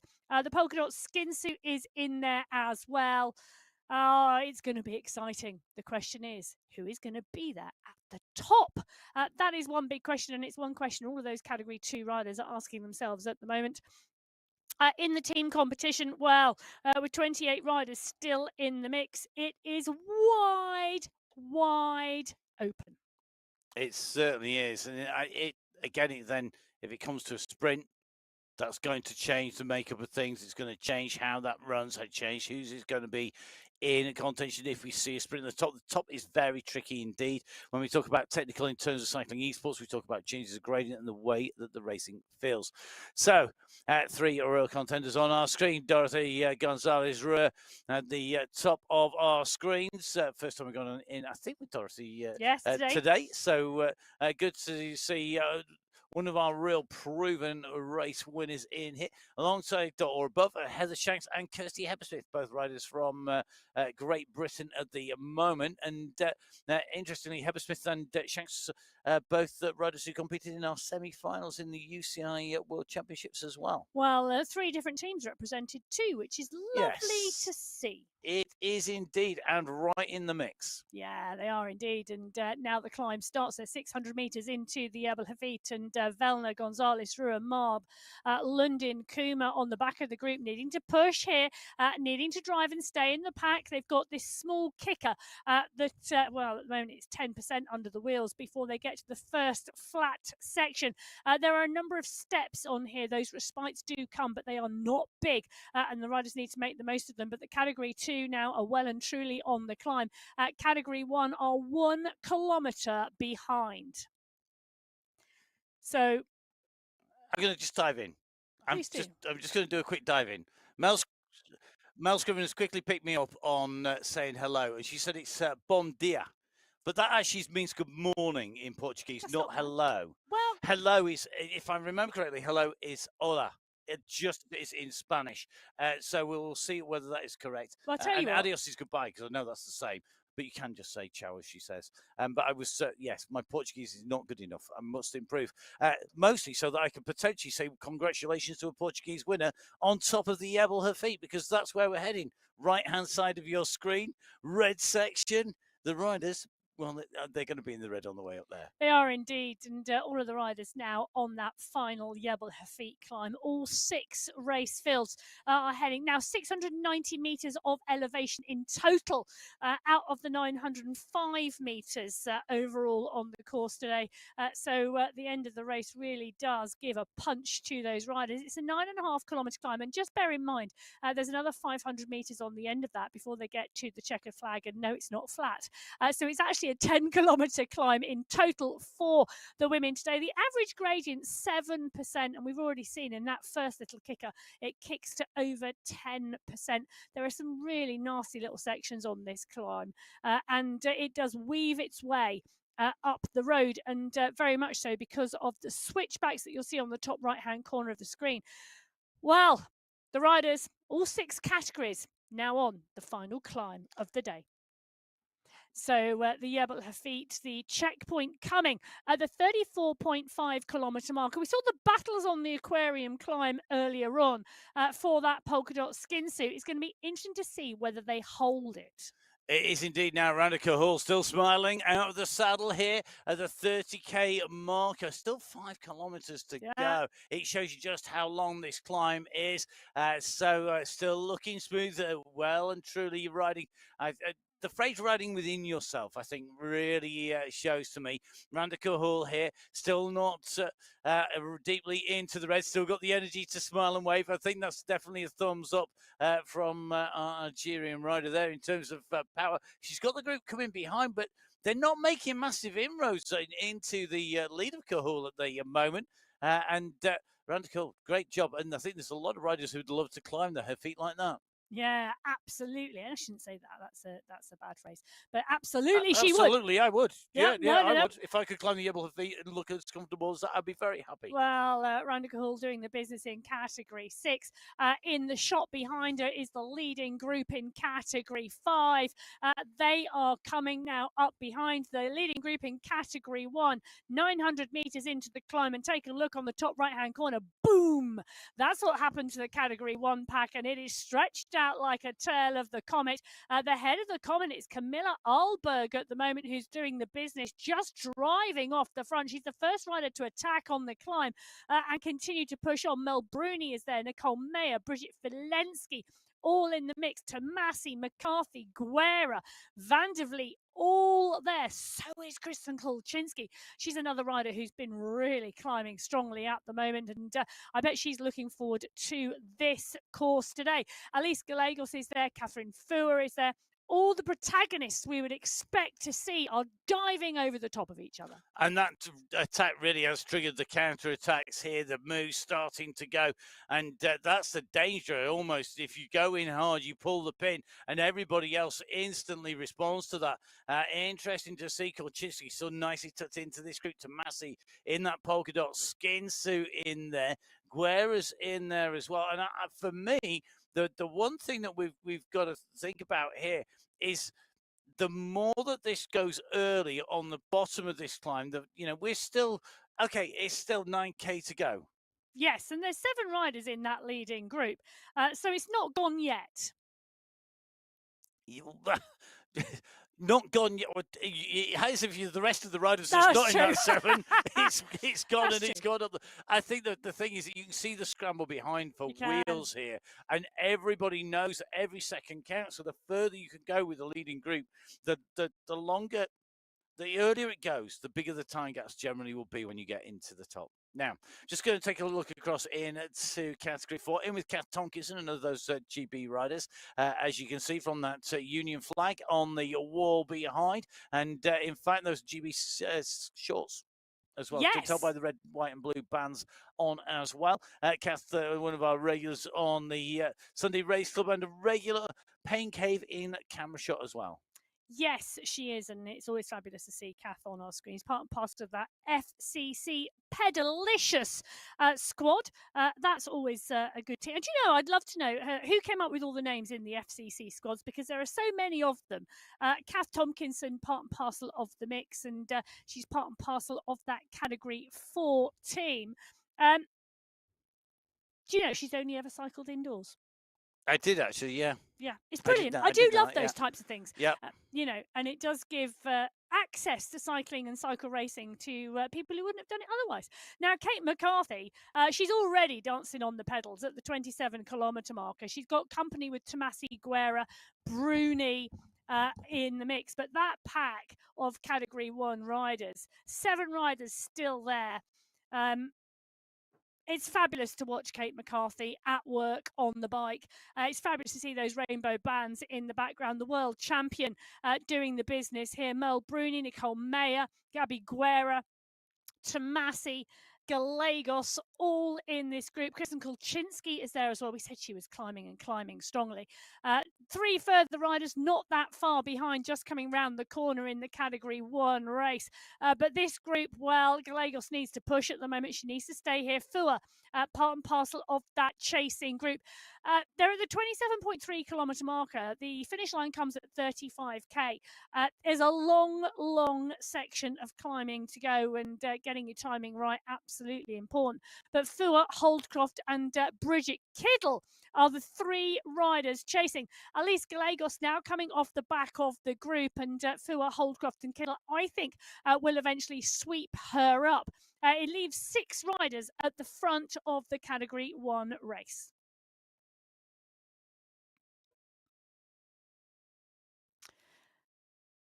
So the riders at the front of the Category 1 race, it is Gabby Guerra on the front at the moment, pushing on strongly. Nicole Mayer is also in this leading group. Both of those riders, part and parcel of the Sweat Sensations. We've just been in with Catherine Fua, who is a little further back, but the push is on here. Tomasi, Mayer, just going past Birdie and Driscoll in the Category 6 race. Bruni still part of that leading group. As we dive in with Category 2, Roberto Bassoni putting the pressure on at the moment. Sophie Giovanni, who's a fantastic climber, answering that call. So is Anna Caramello, the 3 riders that are on the left-hand side of your screen in person. Bassoni, though, tapping out that rhythm, sat down there. You can just see, looking comfortable at the moment, really putting the pressure on the riders behind. But look at Caramello coming back, still got the energy to wave. Good to see. You can just see that little bit of a push coming. Holla to Anna Caramello, Portuguese rider. Just got to say that. I don't know whether it is good morning in Portugal, because they're going to be heading through, but it should still be morning. So in which case it's bom dia. Well, Caramello and Bassoni, part and parcel of the same team, putting in some phenomenal performances, that Watt team, as they continue to move. Giovanni, part and parcel of the core squad. Giovanni just up and out of the saddle there, kicking hard. And this is now about where that third counter's going to be in that squad, isn't it? So you can see that we've got Haag, we've got Simmons chasing at the moment, and Hayley Simmons, part of core as well, on her way up there, where that third rider is going to be. Now, interesting to see Mel Scriven, also is a very talented linguist, apparently. I can't believe she did your homework for you. I know. She's, well, that's because we gave her a week off homework. She's just gone and done mine for me as well. Although we will have to say, it's interesting that Manon Holtman also is diving in, because it's a different spelling, because Hola is spelled with a H in Spanish, as I know, and an O on the way through. Mel, you need to watch the race. It's going away from you if you're not careful. And there's also some riders to get on the back. It's gone. Oh, yeah. Well, I didn't want to say that. It's been nice. Doesn't happen often to make the most of it. So Mel's going on to the climb. Here come the Category 2. Here comes the express train, trying to jump onto the back. Let's see what Mel's going to do. She's thinking, I'm going to get to the top. Oh, Emily Nyquist will. Come on, Emily Nyquist will. Yeah. No, just enjoy. And just remember, no climb goes on forever. If you're having a bad time on a climb, that's what I always tell myself. No climb lasts forever. Now, Emily Nyquist on the climb here. She's got Wellness. She's got Trudin. She's got Mashandi here. And we're in with Emily Nyquist. And the earphones in, out of the saddle climbing. This climbing style that we saw take her to climb victory in the MyWhoosh Stage Race Championship. Do take a look back at that. If you think of riding on the platform and you think, oh, I really fancy a long stage race, that is well worth a look. It's well worth taking a week's holiday to go ride it, to be brutally honest, because absolutely amazing. Some great riding, some great racing as we go up towards the nearer to the front of the race overall, because this is the group that is closing in on Randa Kahul and we're just starting to see a few fractures. Lazaretta we'd seen go off the back, come back in, gone off the back, come back in. Again, just being distanced a little bit, just coming alongside Kawazuska. Manfron is a bit further back down. It's Kawazuska in the red there. Then category 4, who's been caught back here. So then attacking again. I'll tell you something, Kawazuska is on a heck of a ride here in category 4. She's leading that category 4 race. Manfron 13 seconds back. She's caught, should I say, the leaders in the category 5 race at that 31.6 kilometre marker, and they're only 100 metres behind Randa Kahul, who's leading the category 6 race. So the category 5 and category 4 leaders approaching the category 6 leader at the moment. And you can just see that Lazaretta, really for me, this looks like she's gone 5 seconds down now at 1.9 watts per kilo. I think the polka dot skin suit wearer has fought. She's given absolutely everything to stay in the wheels, and now starting to be distanced off the back of that group. Meanwhile, Cahul dialing it on the front, looking to try and get up to the top. We're going to dive back in, though, with category 1 because it is fractured all over the place in category 1. Kolchinsky, Bruni, and Alberg are together at the moment. That's the trio of riders you can see on your screen. You can see just in front that we've got that big pack of category 2 riders in front now. Not necessarily the leaders, but the main pack. And remember, it's from these main packs that we're going to see the third counters often come from the teams. Meanwhile, McCarthy and Guerra, well, the tandem of riders on the front as another dig goes in from McCarthy. Guerra was sitting at 4 watts per kilo. McCarthy goes at 8 watts per kilo. Next kick, next run on, just using that flatter section to drive the momentum. And look at the gap that's opened. McCarthy drives at 8 watts per kilo coming into the climb section. And that's where she's opened the gap. That is the difference. Get the timing right, put the attack, hold it, and now Guerra has to respond, and she's got to choose how she responds. If she panics, she kicks too hard, it'll send it into the red zone. But at the moment, Guerra tapping out that rhythm. McCarthy on the front here. McCarthy riding for the Ablock International squad. Part of that team with Soderstrom, Holcroft, Hermansen, and Kolchinsky. At the moment, they've got riders all the way up this climb. It's looking pretty good at the moment. Just going past Haley Simmons there. So Simmons just detached from the leaders, but sitting currently, I think, in 4th place in the category 2 race. What a shot. You can see a fantastic shot, isn't it? McCarthy and Guerra together on your screens. McCarthy leading on the climb. Guerra responding out of the saddle at the moment.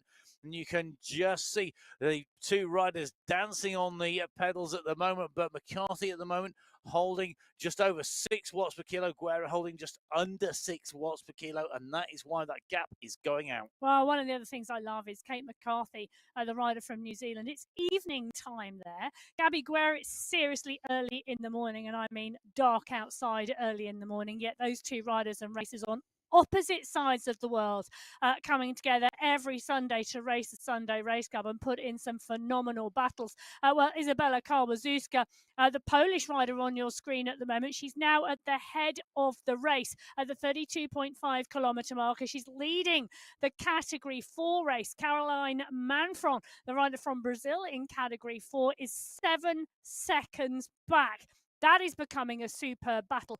Randa Kahul on your screen at the moment, leading the category 6 race and doing a great job here on the Jebel Hafit. Doing a great job, and just as importantly, holding on for a long, long time. And we were at 32k before she got past there. On a course like the Jebel Hafit course, that is phenomenal performance and brilliantly done. It is indeed. Now, Wilhelm Loxley, the 2 category 5 riders behind those 2 riders in blue. There's a 3rd rider in blue a little bit further back, and that's Hannah Goodall. She's 9 seconds back from Wilhelm and Loxley, who are leading that category 5 race. Well, Randa Kahul, she is one happy rider at the moment at the front of that category 6 race. Great to see those emotes being used. Well, the category 1 race at the 30-kilometre marker, the touch paper was lit by Kate McCarthy. 400 metres later, McCarthy is now ahead of Gabby Guerra. It's McCarthy in 1, it's Guerra in 2, and at last check, it was Kolchinsky Alberg and Bruni, the three riders in third, fourth, and fifth place. But McCarthy now 17 seconds ahead of Gabby Guerra. And, well, 4.5 kilometres of climbing to go in Category 1. 4.5 kilometres in Category 1. The rest of the leaders scattered up the climb at the moment. Very interesting, I think, that in Category 2 with Giovanni tapping the rhythm. But Sonny was leading for a long, long time there. But that gap, it's gone a little bit out now. And I think Giovanni, interestingly, the way she's riding, she's got the timing right. She's getting stronger as we go up the climb. And one of the things we said earlier on was the Category 2 race had a very, very steady start and a steady pace to the race. Category 1 haven't. Category 1, McCarthy's just gone past the leaders in that Category 2 race. And you can see them on your screen. So McCarthy at the top, the Category 1 rider we are in with. She's just gone past Sophie Giovanni, who's now leading the Category 2 race. Roberta Bassoni, well, she is in second place, getting some help in the pain cave. Yeah, just making sure that everything is working correctly there. So just taking a look at McCarthy's avatar at the moment. You can just see the avatar out of the saddle, stamping down on those pedals. McCarthy matching that, very representative of McCarthy's riding style at the moment. And gotta say, Kate McCarthy, when she just, it's not effortless when she's out of the saddle. No, it's definitely not effortless. It's and I wouldn't say it's smooth. It's just utterly efficient. Yes. Well, she's just gone past Anouk Bruget, the Category 4 rider, as she continues her climb up the mountain, and just going past all the earlier starting riders. Valentina Latrigla was the next Category 4 rider. She's just gone past. Ting Lu is the rider ahead of her that she's chasing. And one of those things with Category 1 starting last is it does mean there are riders to pick off all the way, which helps with that motivation.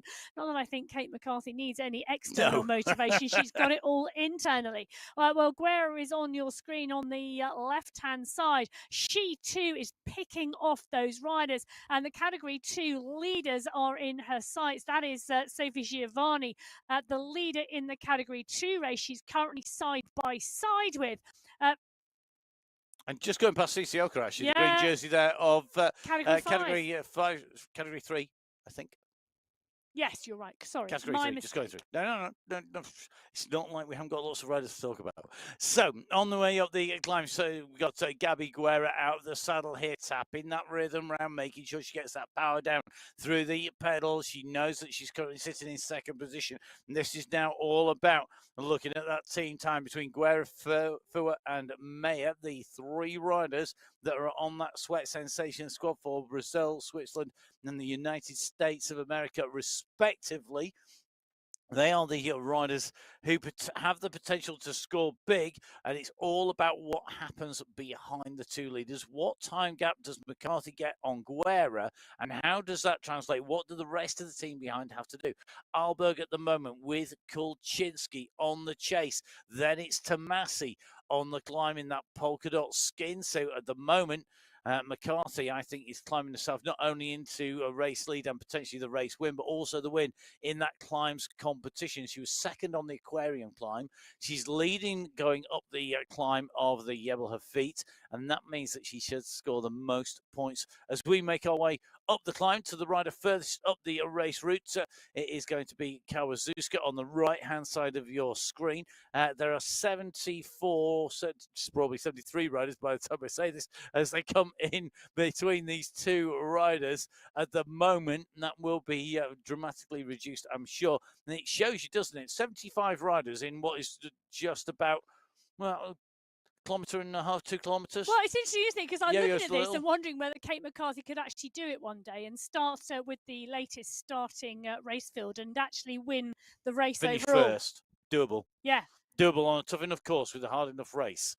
I suspect that difference, I mean, you're not the world champion for nothing. No, well, of course. And come on, how often does any rider get the opportunity to race in the same race as a world champion? As in, anybody in the world could enter the MyWhoosh Sunday every race week on club, MyWhoosh Sunday race club. and they could every race single the Sunday. women's world champion, and in the men's race you could race the men's world champion.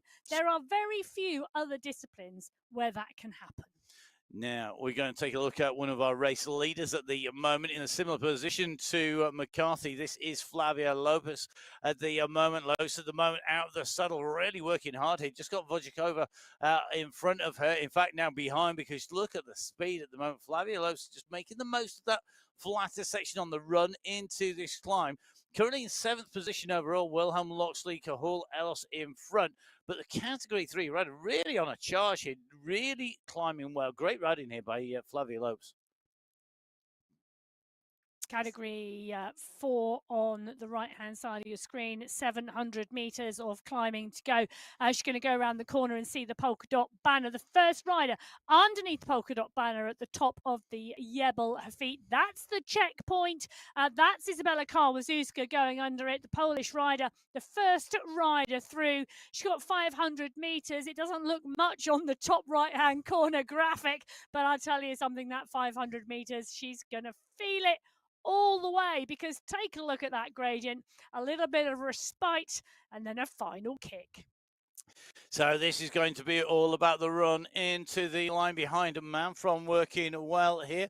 On the way up the climb as well, Manfron just coming up towards that polka dot banner as well, going to take away 2nd place as she comes in. She's got the green jersey at the moment, and this is going to be a great result for her in terms of the overall position and for the team as well. So Manfron at the moment in 2nd place behind Karwazewska, both teammates on that Rebel Riders squad. Elos, who at the moment who is in 3rd place, riding for the Unity Vibes team. So at the moment, the Rebel Riders have rebelled enough to put down all of the opposition at the moment, looking like they've got the leading 2 on the road. Behind Amy Loxley at the moment in Category 5 with Maria Wilhelm in there. Loxley riding for the Power Bike squad. Wilhelm riding for the Pedal Dancers squad. Meanwhile, Randa Cahul still leading in Category 6. Cahul riding for that FM Cycle Collab Cadence crew, making the way up. But look at this. This is going to be a win. What a phenomenal ride here by Isabella Karwazewska. Karwazewska heading in to the finish here. This is the monthly final on the MyWhoosh Sunday Race Club for October. The winner of the race here today, Isabella Karwazewska, takes the win, takes away top spot in Category 4, and takes away the biggest advantage with her teammate chasing hard behind Caroline Manfron at the moment, surrounded by riders on the way up, as you can see. Meanwhile, Randa Cahul on her way in towards that race finish as well. We've also got in this race mix our Category 3 race leader as well. So you can see at the moment they're all heading in towards the line here. Manfron with Elos going towards the line. Elos with Wilhelm. Wilhelm at the moment leading in the Category 5 race. So the light blue jersey at the moment is Maria Wilhelm. She's our Category 5 race leader, soon to make that race winner. She's going to go over the line to take the win in Category 5. In Category 3, it will be Lopez for Category 3. Flavia Lopez takes the win in Category 3. In Category 6, Randa Cahul takes away a race of victory. Job done, and you can see what it means. That is what we love to see. The race winners going over the line, almost incredulous that they have done the win. So let's take a little bit of a run through, Emma. Let's round up where we are at the moment in terms of our race winners. Okay, so in Category 3, Flavia Lopez from the FCC Chainwright takes the win. Anna Russell from Riot 3 came through in 2nd. Angelica Altamarino took 3rd. Milene Proust took 4th. And Gemma Daniels from the Grit crew took 5th. In Category 4, Isabella Karwazewska took the win from Caroline Manfron, Geneva Elos, and Veronika Vochikova, and Mariam Wittler came through in 5th place. And in Category 5, Maria Wilhelm took the win from Amy Loxley. And in Category 6, Randa Cahul picks up the top spot for the FCC Cadence Crew. And all these results are live at the moment. You can see them if you go to www.mywhoosh.com and then go to menu, go to results, and then click on to the Sunday Race Club, the women's finals for today. Select individual. You'll see how those riders are doing individually. Don't forget, of course, we also have the team competition in play here today as well. And that is going to unfold before our eyes. We're just in at the moment looking at the riders just on our screen. So Sophie Giovanni at the moment in category 2, still looking strong. She's got Kolchinsky. Great wheel to follow up this climbing Kolchinsky. And it does mean with that little gap opening between Kolchinsky, Arberg and Tomasi, the time gaps are opening up behind. We have our first team winners in. Job done. That is the team in category 5 of the Power Bite. So congratulations to Amy Loxley, Hannah Goodall, and Felicia Lassered, who take away the win in category 5. Category 3, they've just got a first team coming through. Riot Squad, Anna Russell, Brittany Litton, and Anne-Marie Lip. Brilliant job done for the Riot Squad, and if I'm not much mistaken, all riders from New Zealand as well. So brilliant job done by the Riot Squad and by the Power Bites squad at the moment, but still plenty of racing still to unfold on your screens as we see McCarthy left-hand side of your screen. She's just made her way in through underneath the polka dot banner, got the jersey as the climbs leader. She takes the climb segment, so those are 2 prizes in the bank. But look at this, she can see the UCI banner, MyWhoosh, the UCI partner for 2024, 25 and 26. The world champion who took the win in that World Championships in Abu Dhabi last year, who'll be heading to Abu Dhabi as the defending champion this year, leading the Category 1 race in underneath the finish on the MyWhoosh Sunday Race Club, our October monthly final. It's Kate McCarthy, the world champion, who takes away the race win here today as coming into the polka dot banner for the climb. It's going to be a second place on the climb competition for Gabby Guerra. She still has that 500 meters to go into the race finish where we've just seen Kate McCarthy take away the race win. Well, she has indeed. So Guerra in second place. Then we've got Kaczynski, Alberg and Tomasi, the 3 riders battling out for third. They are just around a minute behind Guerra as we drop into the pain cave and see her just get up and out of the saddle, dancing on those pedals all the way to the end. And one of the things I love about these women is the commitment and these races.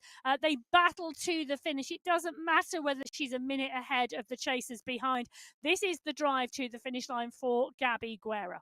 And this is really key in terms of time gaps when it comes to that team competition.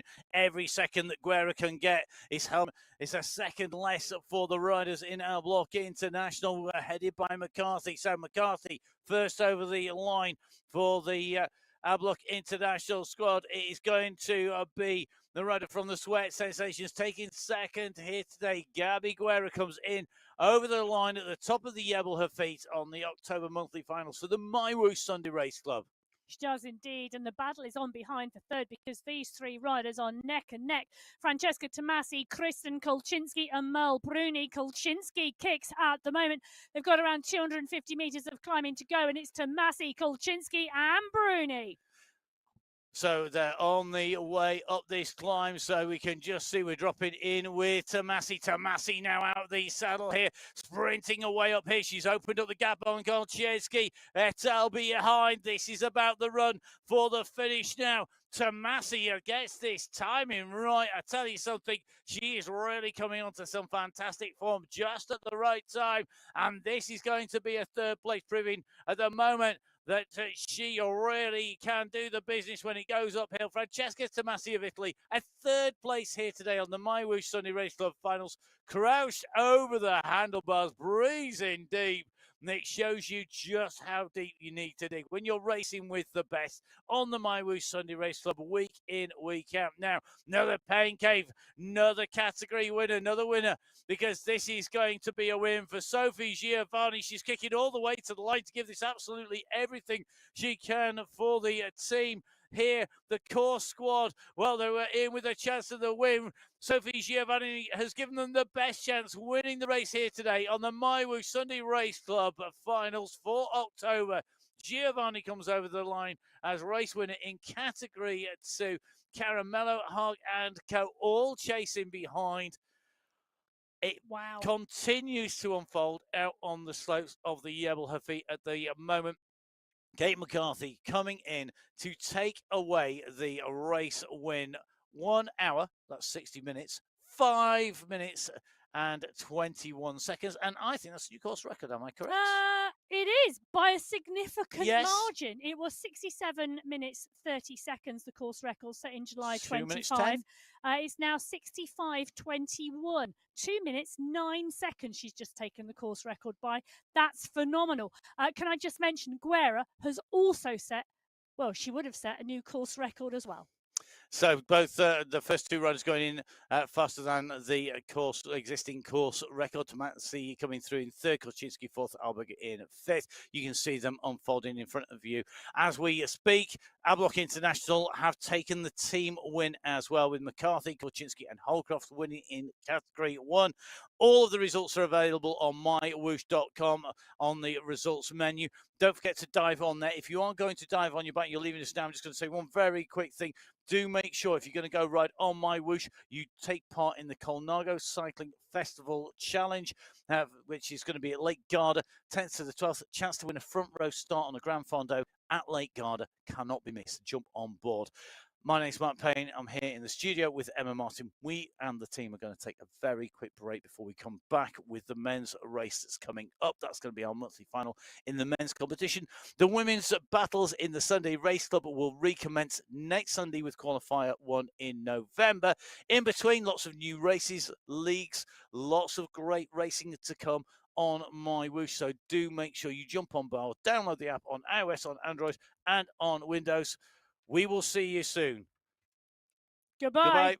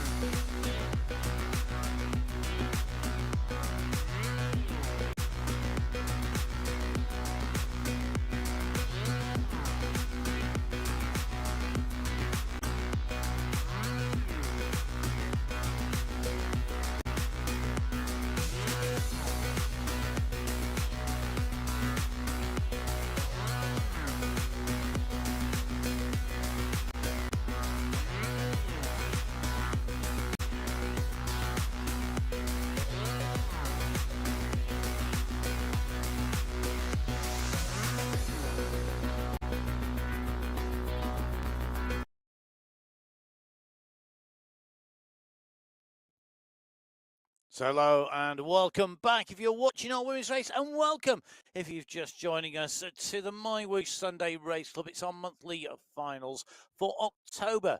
My name's Matt Payne. I'm here in the studio with Emma Martin, as you can see on the screens. You can get in touch with us at Matt Fixer Payne and for me, and at biking _ Emma for Emma.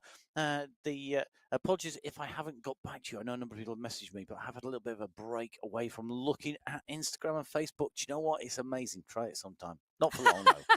You can't do it for too long. And we are going in to Arabia for the men's race. We've just seen an incredible women's race unfold on the slopes of the Jebel Hafit.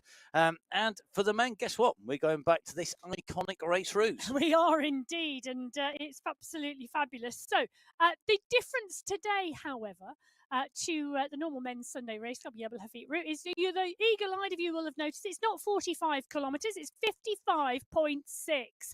Yep, it's a long one today. 1,088 metres of climbing. It's going to be really interesting. 3 sprint segments along the way, all before the first climb segment. So the sprint competition over and done with early. 7.4k, 13.7 and 19.5 kilometres. That's where the final sprint checkpoint is. Then they've got the run to the 27-kilometre marker because that's where the aquarium climb starts. That's the first climb checkpoint of the climbing competition. That's just 3.2k with an average gradient. Well, it's sub 3. They come down the other side, and then the long transition to the 44.2 kilometre marker, which is where the Jebel Hafit climb starts for the men. 10.7 kilometres of climbing with an average gradient of 6.5%. It got an interesting top to it. They finish at the 54.9 kilometre marker. That's where the polka dot banner is for the checkpoint. They've then got 700 metres to go to the finish. And that really is a technical part. It's a climbing, it's descending, it's and right the way into the line. The momentum, if you're going in with a group, is going to be key. And if you're not in the group, and there's a group near you, you need to get your timing right, because the dip and rise to the finish will be critical, particularly with this new distance and the slight difference, 700 meters between the banner and the finishing line from climb checkpoint to finish. As with our women's race, as we have every week, prizes equal across the men's and women's races, 6 race categories in each. On our finals, which is this week, because it is the end of the month, we have the team competition coming into play in addition to the individual prizes. The full prize details available on MyWhoosh.com, and go to events, then go down to the Sunday Race Club main pages. Category 6, the first set of riders away. Category 1, the elite riders, the last. Our standard race category 6, made up of 11 teams. Now, this is going to be whistle stop, I warn you. There are 4 teams of 5: Level Carbon, Slaboch, Mamba, Lloyd, Callaghan and Warren. We've also got Level Steel, Zalodeka, Decker, Mizaros, along with Kora and Sebza. We've got Level Titanium, Fielder, Rooney, Newman and Bachowski, along with Mayard. And we have the ZTBR Caracas squad. That is going to be Teron, Sugai, De Silva, Brito, along with Schwantz. We have squads of 4, 6 teams of 4. BMC Spinergy, Bain, Gibson, McMurtry, and Abbott, along with BMC 6, Gacek, Demanuan, Atruba, and Tigers. The BMC 6ers, Sensig, Kutab, Labont, and Jacobonis. We've got the BMC 60s, which is Gomez, Arego, Montoya, and Escobar. Cycling District 6, they've got 4 riders: Calero, Salminen, Barossa, and Viegas. We've also got the Finnish team, Team Finland, Jaakonsaari, Väisänen, Vaska, and Paso. Those are the teams with 4 riders, and there is 1 team with 3 out of the 11 teams that take into the race start, and that is the Stoppies Racing. And if you can pull a Stoppie up onto the front wheel and pull a Stoppie, I am very much because every time I do it, I end up on my side or going over the bars or just making it look really, really pathetic. So if you can do Stoppies, then very well done to you. Well, do need to know whether Janowski, Kozel, and Skierski can do Stoppies, because they are the Stoppies Racing team of 3. Those are your teams on the team finals, because it is the end of the month as category 6 make their way out from these initial kilometres. Emma, runners and riders. Well, last month, bearing in mind we're in Belgium, BMC 6 were the top squad, BMC Spinergy were second. Robert Cronget, he was on the front of the pack not very long ago, and bright jersey, love a bright jersey. He's now sat in around 20th place, right where he needs to be in the pack, and making sure he's utilising the draft. It's a fast start, though, from the Category 6 group. And if, like Robert, you are going to be racing, please, quick reminder, jump on board in the Zoom room. We need to see inside your paid cave. It's not a want, it's a need. Do the simple thing. Get that camera on you. Make sure that it is in landscape mode, or you've got it turned sideways with auto rotate on. Make sure that your name matches. So Robert here doing a fantastic job of spelling his name correctly, both on screen and on the game. They need to match, guys. It's really important that we get the right rider and the right camera matched together. So please do jump on board if you are racing, particularly in this race today. We want to see how much you make it look easy going up the Yebble Feet. Well, yeah. Who else is going to be making it look easy in Category 6? Sorry. Well, let's just take a look, shall we? Because, for me, Level Titanium could be a squad to watch, as well as the BMC Spinergy and the BMC 6, because that's Fielder, Rooney, Newman, Bachowski, and Mayard. And I know from history a number of those riders climb really well. And that's the challenge, actually, when you do take a look and you do have a little bit of a think about who could go well today. Stefan Tiger, normally for me, I associate Stefan with sprinting. He is part and parcel of the headband crew today, and the look of concentration on his face, because the Category 6 riders are flying at the moment. He, for me, is key for this sprint competition. And the fact that the sprint competition finishes at the 19.5 kilometre marker, I think is the bit that is going to ignite this race. I did originally look at the course and go, oh, it's a long run to the Yebble Feet. We could have a very slow first 40k. But because the sprint competition is over within 20k, I think that'll keep it exciting. Now, one of the things to note, we've never raced this course before in the men. Guaranteed new course They've record. raced the last 45 kilometres of it, but not the 55k course. So, 1,088 metres of climbing today. In the 3 qualification races combined this month, 1,258. So basically, today we've got almost as much climbing as all the previous races put together in October. Yes, and I also think that just don't say anymore. You could just leave it at that. Well, can I just say what it says to me? It says to me, don't expect that the people who have been winning this month are the people who are going to win today. Oh, that's a big statement. Now, watch it. Sebs is here, UAE jersey in the background. Got the casket on, sir. Thank you very much. Our most sartorially elegant rider is there. And I think those are a pair of Colnago shorts. If what you take, just stops pedaling for half a second, I might be able to tell, but that looks like a Colnago bit on the side of the shorts there. Don't forget, jump on board the Colnago Challenge on MyWhoosh. More details to come later if you weren't already on there. We're going to dive across from Category 6 to Category 5, who are waiting patiently, or maybe impatiently, in the pens. Don't know, can't tell. Not looked at the pen caves yet. Lots of teams, not quite as many as Category 6, 10 teams in Category 5. Let's run you through who's got the big squads here. There are 5 teams of 5, 4 teams of 4, and 1 team of 3. The team of 3 are the BMC High 5, Navarro, Velez, and Botero. In the teams of 4, well, we have got the Level Avengers with Warren, Gaviria, Alusa, and Mattila. I dare you to try and say Level Avengers without doing a silly voice. We've also got Level Up with 4 riders, Kirk, Roy, Kendall, and Pedersen. And then we've also got the Level Warriors. There's something about Level and 4. Level Warriors are Rocancio, Swart, Zemiel, and Diaz. Now, leaving the pens with 5 riders. 5 riders this time. It is BMC Get Racing, Core, Lipka, Fossid, Vaples, Wapples, or Waples, dependent on what it is. Sean, get in touch, let us know. And Home. We also have the BMC Rule 5 squad, which is Milostic, Chubb, Cridland, Cavahal, and Llewellyn. We also, with 5 riders, have the Cycling District squad, which is Osono, Fernandez, Castro, Fabra, and Wang. We've got the Beast Mode squad, which is Cirillo, Theme, Young, Fitzia, and Freydek. And we've got the Level Raiders, which is Tisanu, Dromard, Catabona, Loxley, and Bertrand. Good to see that we've got Eben Swart on our screen. Swart, definitely not to be discounted. And you know what? You just missed him waving at you because you were too busy reading the team names. I was trying to read and watch him wave. I'm trying to wave, but I didn't do it. Now, Ebonsford riding for the Level Warriors. Their team before, there was one team before I actually missed, which was the Wes squad, WZ squad, Marato Sicilianus, and along with Luchka and German. Ebonsford, one of our regulars on the Sunday Race Club.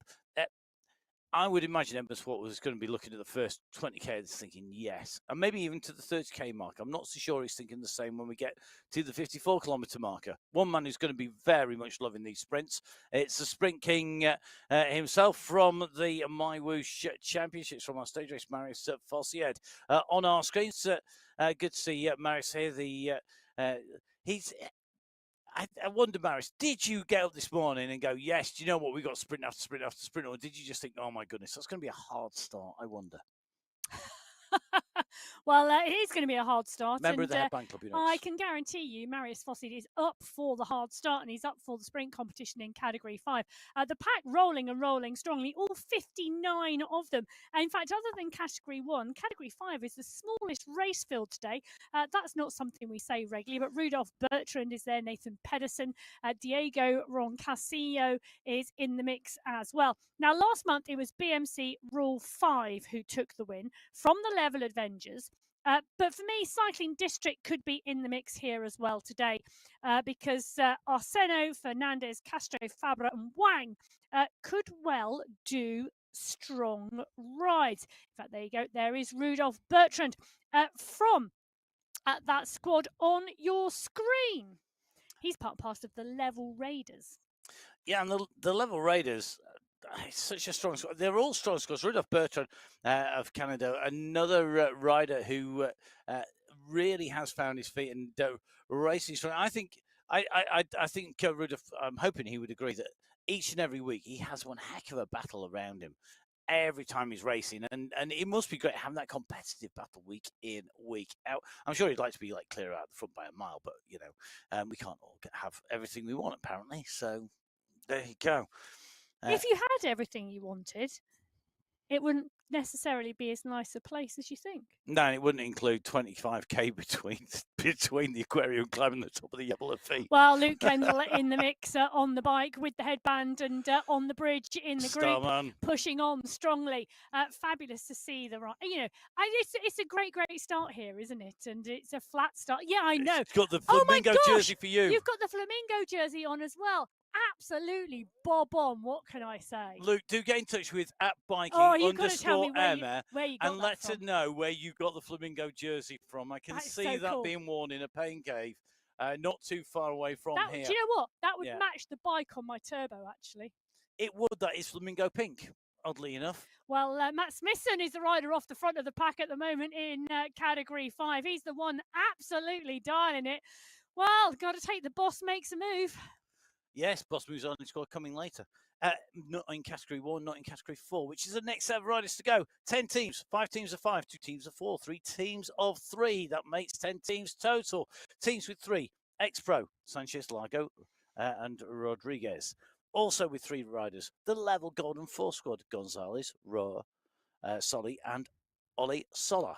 Got to say those correctly. Cycling District squad, Yusuf, Pereira, and Mukhtari, also with 3 riders. The 2 teams with 4 riders, the Lorem Ipsum squad, Filo, Moreno, Oviedo, and Holtz, along with the squad of the Beast Mode crew, Dominguez, Natari, Hertz, and Fenderich. Category 4 away, that leaves me 5 teams of 5. BMC Anzacs, Dawson, Quadrelli, Marin, and Screttin with Gordon as well. Anzac's a strong squad today. The BMC Racing team, Cadiz, Pino, Kirchner, Clendinin, and Giuliano. That is a winning team if I ever saw one, but we will have to see. We've also got the On the Rivet Racing squad, Bulgarian Hernandez, Arroyo, Gonzalez, and Villada.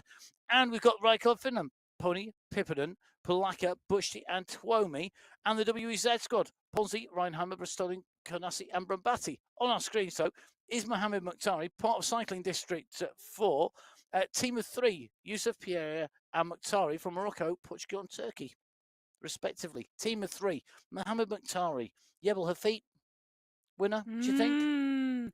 I tell you pressure, something, no pressure to Mohammed, but Mohammed Mukhtari could well go very I think it's a good course for him today. And that is going to be a really interesting one here in Category 4. Now, other riders, I think, who could go well today. Well, should I say other teams? Just 1 second.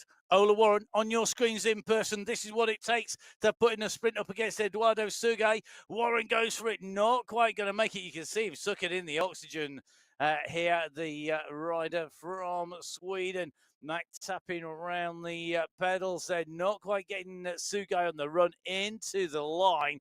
I'll tell you something. Do you think teenagers are bad with the phone? Bike racers. They're even worse. Communication with your team on the Sunday Race Club final. Why would you not be communicating with your team? I'm loving the fact that they're both taking deep Warren's breaths. Just like, and Eduardo Sugai here, you can just see the lungs expanding and compressing again as the ZTBO rider there just taking a few deep breaths, and quite rightly so. Now, Sugai had to give it everything there to hold off Warren. Great move by Eduardo Sugai in Category 5, but my goodness me, that was a monstrous sprint as he went through there. It was amazing. So Sugai from the ZTBR Caracas squad, Ola Warren from Level Carbon head to head. Absolutely brilliant. That was in Category 6. I'm just going to drop back with Category 4 as we do that. We're with Jerry Pipponen at the moment. And for me, this is going to be really interesting. I've actually got Ride Club Finland down as a potential in the team competition this month. Jerry Pipponen, part and parcel of that, with Jussi Palaka, Butchka, Tomi and Pony as well. The other squads I've got, On the Rivet Racing, they took the win last month. BMC Racing, they took second last month, just 18 seconds back. But for me, BMC Racing, I think, could go stronger today because Cadiz, Pino, Kirchner, Giuliano, all really good. But Robin Clendenin has been taking the polka dot skin suit regularly this month, and he's been climbing superbly. This could be a course for him today. But the climbs so far this month, and you made the point that the entire climbs added together so far only just excel the volume of climbing today in total. So I'm not sure that being the climb winner in the previous races is an indication. Well, we shall see. Because I think to win the climbs previously, you didn't just have to be a good climber. You had to be a good sprinter as well because it was so short. Whereas a climb today really does suit a Come pure on, climber. Robin. No, no pressure, but Robin Clendenin for me on the climb. Now, the other thing to note is that Jakub Wojciech holds the course record for Category 4 on the old Jebel Hafit course, the 45-kilometre one. Jakub Wojciech, if you recognise that name, think MyWhoosh info. On the 45-kilometre course, his record, the course record in Cat 4 is 1 hour, 24 minutes. This is going to be a long race today. It is, and I think Johan Warren wanting everybody to get a move on because he's clearly he's got a date later on, so he's just giving us a little bit of a get a move on signal to the other riders in Category 4. Let's move from Category 4 to Category 3. Are you sitting comfortably? Because I will begin. We have 2 teams of 5, 9 teams of 4, and 3 teams of 3. This makes 14 teams. So if you're all sitting comfortably, I will begin. Here we go. We have got 3 teams of 3. I'm going to try to do this in order. 3 teams of 3. We've got Sandstorm, Sirocco, and Take All teams. Sandstorm with Elos Batty, Stevenson. Sirocco with Podium, Brun, and Johnson. And the Take All squad with Power, Mayer, and Patterson. They're your teams of 3. The teams of 4 with 4 seconds to go. 9 of those. The Belmont Performance Squad Cycling District team who are leaving the pen right now. That's Badil, Andrade, Stedman and Alcase. The BMC Racing Up Squad, which is Kiros, Bloom, Kittle and Brook. The Gold Grabbers Squad, Sladek, Kochkov, Paredes and Van Velligem. We've also got Peak Power Racing 3, which is Wojciech, Montoya, Linus Gillo. We've got the team from Ride Club Finland, who are putting some strength in depth at the moment, Jani Pik, Rusumaki and Pietila. We've also got Take That and Take This, which is Stemmen, Squillari, Kansara and Karlstrom, as we see Marius Fossiad enjoying the sprint, but at the moment giving best to Joel Warren. We saw Ola Warren being beaten. Joel Warren this time taking victory from Marius Fossiad. I should just go return back to my taking some time to take back to Take All. Take All, Power Mayer and Pedersen with the Take All squad. Take that with the teams of 5 with Stemmer, Squalari, Cansara, and Karlstrom. Take this with Howala, Tidholm, Oya, and Fournier. Then we've got 2 What squads, the What's Up and the What's Next. So what's up and what's up next? What's up is Montoya, Seo, Gallo, and Christiansen. The what's up next is Kowalski, Guarin, Cond, and Clays. And we've got 2 teams of 5. They have the strength in depth. They are level platinum and level golden. I'm not sure whether Emma thinks it'll be golden and silver or golden and platinum. Golden is Rushmore, Flores, Restrepo, Lane, and Ramirez. Platinum, Morgan, Kukirski, Armdale, Buchuecki, and Bakken. Golden or platinum? What do you reckon? At the moment, Poulier is on the front of the Category 3 pack at the 1 kilometre marker, pushing on away from the group, trying to incite action in the pack. 70 riders on the front of the start sheets in Category 3. Ivo Sur on your screen at the moment. Good to see Ivo, giving us a wave. There you go. And it was level golden last month from Take That, just 5 seconds separating the 2 teams. I've got a lot of teams that I've highlighted on this because I sort of think it can go any way. The Gold Grabbers are one of the squads I'm looking at. Sladek, Kochkov, Paredes, Van Veligem. Level Platinum, Morgan is in there. Omdahl has been riding really strongly. Yep. Bakken is a strong rider as well. Sandstorm, Narbati, Dorvin Elos, Trent Stevenson. Can't discount them, you know. No, only 3 riders, but with those 3 riders, it could put them right in contention. And the other team I'm looking for is Take This. Holweiler, Tidholm, Oya, and Fournier. Strong riders, but pure enough climbers for this finish. I mean, It's a don't good get me wrong. question. You've got to get to the finish. You've got to get to the climb with the group, and it's a long way to the climb with the front group. But I mean, the Aquarian climb in itself is pretty tough. Patrick Bloom, definitely a rider who could be in the mix, and I think his positioning. I always like watching Patrick Bloom's positioning. Right in key, right in the place, right in the right place at the right time. Interesting lighting in his pain cave as well, around the wooden beams there. Well, yeah, it's absolutely beautiful lighting. I like that. Very nice. Well, Patrick Bloom next to Jarno Picky in the pack at the moment as they go over the bridge that we saw Matt Smithson attacking on in Category 5. We do have a rider. Well, in fact, we have 2 riders clear at the moment. Christopher Morgan and Amon Poulier are the 2 riders clear. They're around 11 seconds clear of this pack at the moment. And I tell you, that's a dangerous duo. It is. No surprises that Morgan's in there. Poulier also in that mix, but you can see the responses instantly coming. I don't think they're going to let anybody get. I mean, if somebody did get some distance down the road, you just think, well, 7.5k to 19.5k, you've 12 kilometres. If you can stay clear for sort of just over 12k, you've got a chance of hoovering all 3 checkpoints up. I don't think any of these riders are going to let that happen. Mika Rusumaki, one of the Finnish riders in the squad, part of Ride Club Finland, here on our screen. It's good to see Mika in action, and you can see plenty of water bottles already there. Hydration is key. It is, and interesting, not very nice bike as well. I do like that. I've seen a couple of these in the in the flesh, so to speak, the bikes he's on, and I do like them. I think they've got really nice aesthetic, as functional yet aesthetically pleasing. Oh, well, there we go. Luis Andrade on your screen. In the pack, nicely placed at the moment. Jakub Wojciech is there as well. If you remember, now he's Category 3. He's when he was Category 4, he holds the course record in Category 4 on this course. I think he'll be looking forward to this, even though he's in the Category 3 race.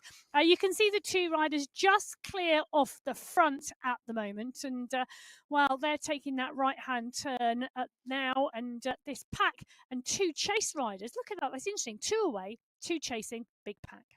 I think the point you make about being a previous course record holder in a different category really sums up. He could do that again here, because when you're good on a course, you're good on a course. Now, just going in with Category 4 at the moment, looks like Shibjan, the rider currently clear of Badoo, chasing hard, trying to close down the rider in front here. Not going to happen. Look at the rest of the bunch behind. It's just one big pack. Interestingly, Pino in here with Natari. I wouldn't be surprised if Pino went over the top. He's regularly one of those riders who attacks, but at the moment, I think coming back together.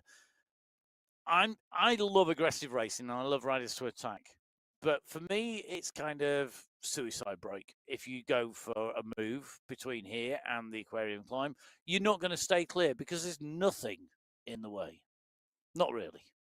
Well, at the 7.7 kilometre marker, there is very little in the way. Though one of the things with the profile of the course today is it looks flat, but it isn't. And it just looks Yes. flat because of the size of the Yebel Hafit. I was going to say the immenstitude, but there's no such word.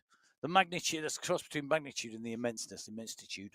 Of the Yebel Hafit. Yeah, well, don't ever use that in English because it's not English. Well, Jose Oviedo on your screen at the moment. In the middle of this category for Racefield, Raw Solly, Eric Rimburg, all in there with him as well. Good to see him on the screen. Thumbs up. Already good. The 8.1 kilometre marker.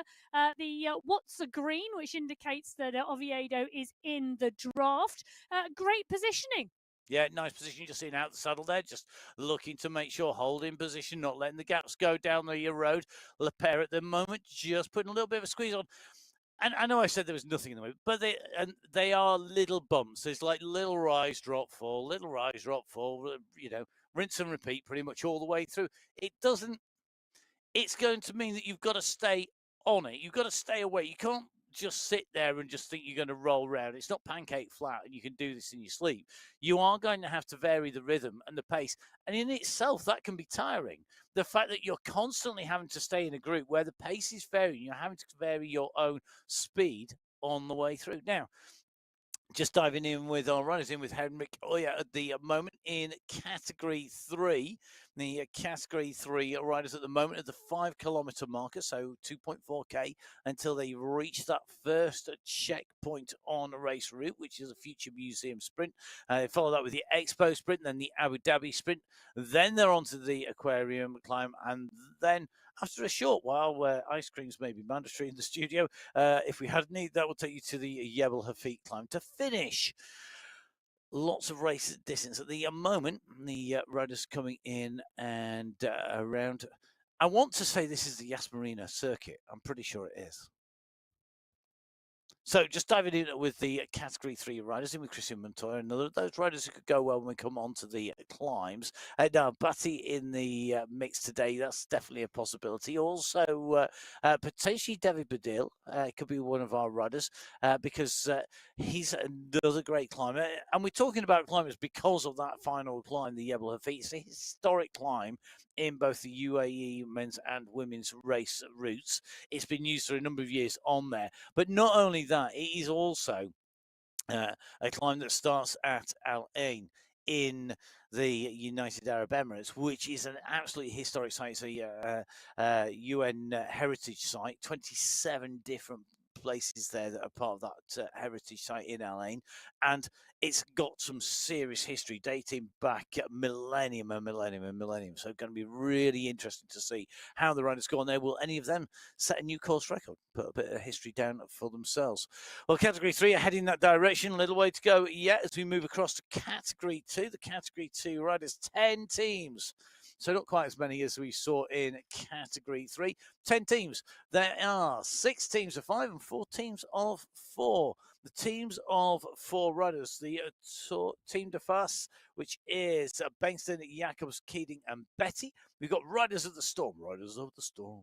I'm sure that's a tune for certain. The Danish Kaplinski, Wozniak and Trzynski. We've also got the Level Elite squad, Bendetti, Gomber, Cahill and Becker with 4 riders. And the Base Mode and Friends team, Jacobs, Ritter and Walter. They're your 4 teams of 4. There are 6 teams of 5 leaving the pen as we speak. The teams of 5, we have got Abus Esports, Kalman, Cavahal, Hayland, Simmons and Mel.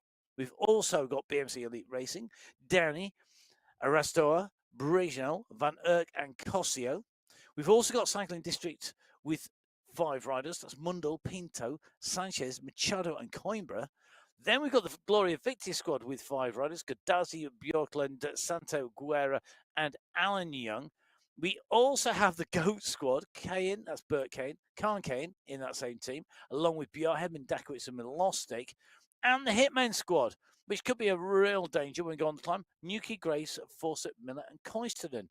There are a number of riders not in full teams here as well, and it may be that riders like Bruce Bird, who's not in a team, or the riders from the UAE clan team, SX100 and SS, who don't have the full complement of 3 riders in their team today. Mohamed El Alami, also, Minchus Kalman, or Sebastian Havo, who are not in teams, could actually profit from the fact that the teams are focusing on the team competition and get a bit of a lift to the finish. Very true. Well, Rick van Erck at the moment is giving everybody a lift to the start because he's the one who's dialed it out the start pen in the Netherlands jersey, resplendent as ever. Rick van Erck dialing it out. Look at the pace. Look at that. Mathieu Kalman not He's letting enjoying him making go. him suffer. You He can is, see isn't on he? his face. Let's go. Races on. Go on, ding, Rick. ding. Rick van Erck out the pen. Mathieu Kalman is the rider doing the chase, and he's just sat up. Arnie Jacobs, Mikael Manchando, Alexei Kalman all in there as well. But no one is closing down Van Erck. Arnie Jacobs on your screen at the moment. Up and out the saddle, dancing on those pedals at the front of the pack. Bruce Bird is there as well. And waving going on here. A lot of waving. I'm doing a lot of waving in the studio. In the studio. Yeah. Right, let's have a little look at the team, shall we? Because last month, it was the Hitmen who took the win from Gloria Victus by 13 seconds. It was really, really close. For my money, I have also, not that I ever bet, but for my money, Abus Esports, Kelman, Ospina, Halen, Simmons, and Mayer, strong squad. Beast Mode and Friends, Theme, Joachim Riss from Alta. Cycle District 2, Manchando's had some great races, and Mundell's not been far off the mix at all. I'm also wondering about Team de Farce, Bengston, Jacobs, the Swedish esports champion, Kielding, and of course, Josel Betty. There's a lot of experience there. I mean, we've got Josel Betty on our screens at the moment, the Brazilian rider here. It was his teammate Jacobs before that we saw on our screens. And I think they're messaging each other as well. I think they are indeed messaging each other. And remember, there are plenty of ways to keep in communication with your team. Good to see Josel Betty. I hope that it was a good message. Giving us the way. It's supposed to be done every time I wave, but tough. I was brought up to be polite and to say hello to people, so I'm doing it. Mum would get me. I'd be in trouble with my mum if I didn't. It's very interesting, I think, at the moment that the way these riders race and they ride. Riders like Arnie Jacobs, he's ridden 71 Sunday race clubs. Betty has ridden even more. I mean, it's an absolutely phenomenal amount of riding that these riders do. And, you've got class riders. Arnie Jacobs from the Netherlands, he's not had a podium yet. Okay. And I was so shocked to read that because I thought he won by now. I'm thinking he's an absolutely phenomenal rider. He's a rider who can ride a race in the Netherlands and finish in the top 15 nationally, no problems at all, on big old races and get himself into the mix. Well, can I just say, the Category 2 race has been decimated already. That's on the right-hand side of your screen. They're at the 2.7 kilometre marker, and there are groups all over the road. I'm not exaggerating, as we drop in with Category 1. Well, Category 2, super aggressive race, battered everywhere. We'll see whether or not the 7 teams, with 17 prizes available, will do the same in Category 1. We've got 3 teams of 3, 1 team of 4, and 3 teams of 5. 3 threes, 1 4, 3 5s. Now, it's like a maths equation. That's 7 teams in total. I'll do the addition, if not the multiplication one. Teams of 3. What Warriors? Cardona, Miller, Janaday. Also, Boss Muzani, Osborne, Knudsen, and Vink. And the Farm Walk squads, Puckett, Noren, and Thrall. Don't discount because I've only got 3 riders, believe me. 4 riders. 1 team of 4. Abus Synergy, Paradias, Tugel, Skierski, and Van Erst. Teams of 5 riders. Alpha Jaw, Chirrut, Vajasin, Kaminsky, Jones, along with Union of Speed, Lewis, Fleabus, Van He, Confession, and Dont. And the Wenger boys. Power, Kroll, Milostic, Pedersen, and Panizza, who is going to party their way to the finish of this 55.6 kilometre race route that climbs the Jebel Hafit to finish off after having climbed 1,088 metres of ascent en route. We will find out. All of our riders having left the pen. They say Elvis has left the building. Our riders have left the pen. Speaking of famous people, Lionel Vajasin on your screen. Alpha Jaw jersey kit, very nice. I want to know, is Lionel Vajasin's hairstyle as famous as Elvis's? Well, who knows? You never know. I'm not sure who you would ask to find out. But Vuyasin is on your screen, part and parcel of that Alpha Jaw squad. Now, can I just say, I've got them pegged to be right in the mix. Recently, it's been Boss Moves only and Aber Synergy who have been 1 and 2 in the team competition. But Alpha Jaw are coming into form. Vuyasin, he's slowly working his way back into the top 5 overall on the Sunday Race Cup. Ollie Jones, dominant this month, 3 wins in 3 qualification races. Yep. Part and parcel of that Alpha Jaw squad. Will the Yebel Hafit suit him? That is a big question. No. Ollie Jones must have thought, "Oh, I've done really good. I've had a great month. It's been sprinty. It's been power. It's been fast. Oh, look at the finals." Well, we're going to have to take a look and see. Ricardo Panizza on your screen at the moment in that bright, fiery MyWhoosh jersey. He's right in the mix at the moment, and the push on this group. It's a steady start out of the pen, but they're doing 46 kilometres an hour at the moment. Panizza in there with Kaminsky, Puckavu, Yasin, Van Elst, Ramirez, all in there at the moment. So for me, I think this is a 3-way split today. Boss Moves only, Alpha Jaw and Aber Synergy. Those 3 teams are really going to be in the mix. Interestingly, there's no Wu today. Yunfei Wu, Marshall Wu, not here today. Neither is Bjorn Andreasen. 2 riders who I think are normally very instrumental. Andreasen normally very aggressive, making the moves and riding away. Wu, one of the better long climbers. Yeah, I would have thought Wu would have been nailed on for a top 3 here today. One man who I had in the chance of being in the race win, apart from the fact that the race is absolutely smashed to pieces, it's Ivan Yuki. Ivan, at the moment, you can see there from the Abu Dhabi Cycling Club, just clearly had a delivery of things in the background as well. Probably some goodies for the kids in the club at the moment on very familiar ground. Look at that. The race is absolutely smashed apart. I think though it could all come back together again. I know that there's riders up the road by sort of 20, 30, 40 seconds, but there's also some incredible class riders, minutes and minutes down. Lydia Malosty, there's PFL 17 seconds down. There are riders that we know should be up there. Ivan Yuki was 100 on the way up. They're very interesting at the moment. Ivan Yuki, though, one rider, small rider, big room. Very interesting to see. Well, Nuki pushing on here. Ken is there. X100 is the rider pushing on to Pinto Velez, all at the back of this race. I say at the back of the race, at the back of the Category 2 race. We said it absolutely split itself apart. They're not even at the 5 kilometre marker at the moment. Well, the front of the race will be, but the back of the race isn't. And they really do have some work to do. But it is a long race today, 55.6 kilometres. Well, it's going to be interesting to see how this pans out. It certainly is. Now, just taking a little bit of a look, Mr. X100 over Nuki, the moment on the left-hand side of your screen, Andrew Downey, Bruce Bird, right-hand side of your screen. The main bunch is behind them at the moment. Bird, I did say, is being a solo rider going to be to his advantage here. It looks like Downey as well, Skierski just behind him. This big group here at the moment, they really are going to have to keep on pushing. I think that they're at 7.1k. They've literally on the run into the sprint. You see people have gone for this sort of long one to go get the banner. They're not going to make it, I think, because Rick Van Erck has exploded out of the bunch here. He's on his way towards the line. Downey has lifted his pace to 7.3 watts per kilo. The banner is going to, he's going to hold it as well. Oh, yes. Van Erck nearly made it. That was a look of almost, yeah, indeed. Just missed out there. Shows you that this is live. The man for whom putting up inline insulation boards, which is very, very neat and tidy, I must say, there in his pain cave. Also, very aware that he's missed out by what was about 2 centimetres. Yes, it was so close. But Andrew Downey taking the 5 points from Rick Van Erck at the Future Museum Sprint. Bruce Bird in 3. Maciej Skierski in 4. Nathan Guerra in 5, picking up 1 point.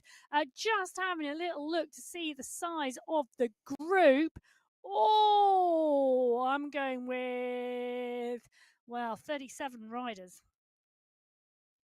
So 37 riders in that group, but the group is stretched well, the Category 2 race already alight.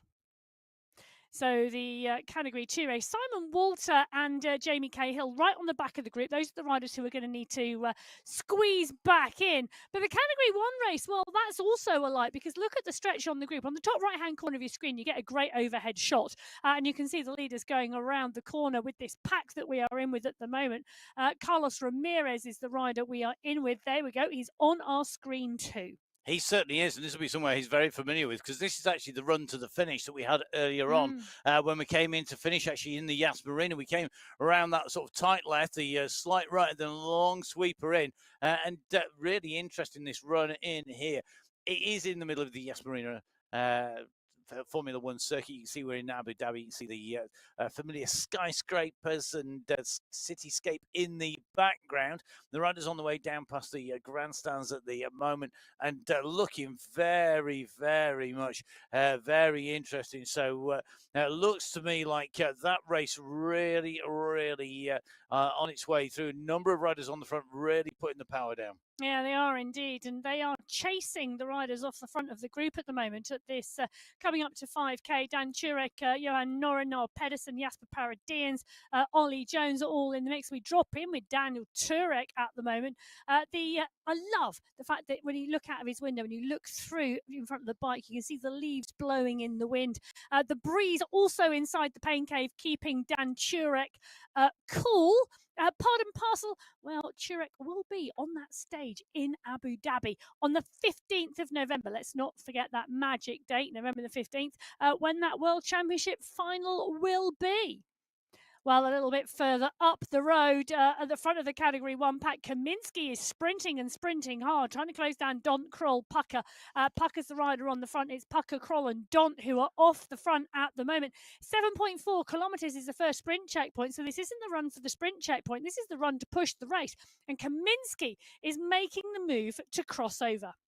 You see the road go, a move go down the road, Pucker going, Kroll, Dont going, you think, yeah, come on. You know that's a move that can hoover points, but not necessarily take the win. Because I wouldn't suggest that any one of those riders would take the win at the summit unless they had a gap of sort of 3 minutes at the base. Well, 2 seconds at the moment is the gap to the group behind. But one rider from 4 different teams, the 4 riders away. Pucker from the Farm Watch Squad. Chance to stay clear. I know. Kroll from the Wenger boys. It was Kaminsky from Alfrejaw. And who did I miss? Oh, well, out of the 3, they've gone. out of the 4 front. Yeah, I know. I've missed one, and I can't remember who it was I missed. Sorry, that's terrible, isn't it? I'm very sorry to Category 1 leading group. There you go. You can apologise again later when they come back on our screen. So we're just in with our riders at the moment. Looks like Nicholas Becker about a second in front of the moment of the rider just chasing at the moment. That is going to be Mr. X100. We've got Velez in there. Nuki just distance from the group as is Fell. And the pack up ahead. As you see, these riders just trying to chase their way back into contention at the moment. And this is a really big effort going down. Mr. X100, we know, can hold 5.5, 5.6, 5.7 watts per kilo on the way in. And at the moment he's doing that, he's putting down a concerted effort. At the moment, the group behind just need to pick up the pace. If you see the motorbike in front, or, you know, it's a bit like if you're out on the road and you see, for me, it's a JCB sort of digger tractor coming past, because that's about the right speed for me on You the really climb. want to get behind one of them? Oh, I do, yeah. Because I have fond memories of following one up a long climb back home. Imagine what you're breathing into your lungs. And while that goes out the pipe up the top, and you're so close it doesn't go anywhere near. It goes over the top of you. You do when you're only a few millimeters from the back of it, because you're trying to hide from the wind on the way through. You used to go about 20k down the road. Please do not copy. No, don't do anything I would have done on the bike, because it's probably very risky. I have got the broken bones to prove it, although that wasn't from the tractor. Anyway, on into the race route, in with Nathan Guerra from the United States of America, a rider who's had a good October so far. Yeah, he has. We know Nathan Guerra is a great all-round rider, phenomenal all-round rider. on the form of his life. But can I say one thing But about? do you think he can climb? Sorry. Yes, I do. Do And one you? of the things I am going to say about Nathan Guerra, he came up from Category 3 into Category 2, and he wasn't a rider to sit on his laurels. He was a rider to grab Category 2 by the scruff of the neck and go, I'm here.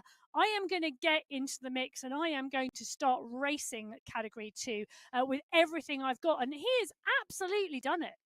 He certainly has absolutely dialed it in at the moment with Downey and Bird now just coming back in towards the fold. We're at the 12-kilometre marker. We're 1.7k away. Downey's gone for another long one here.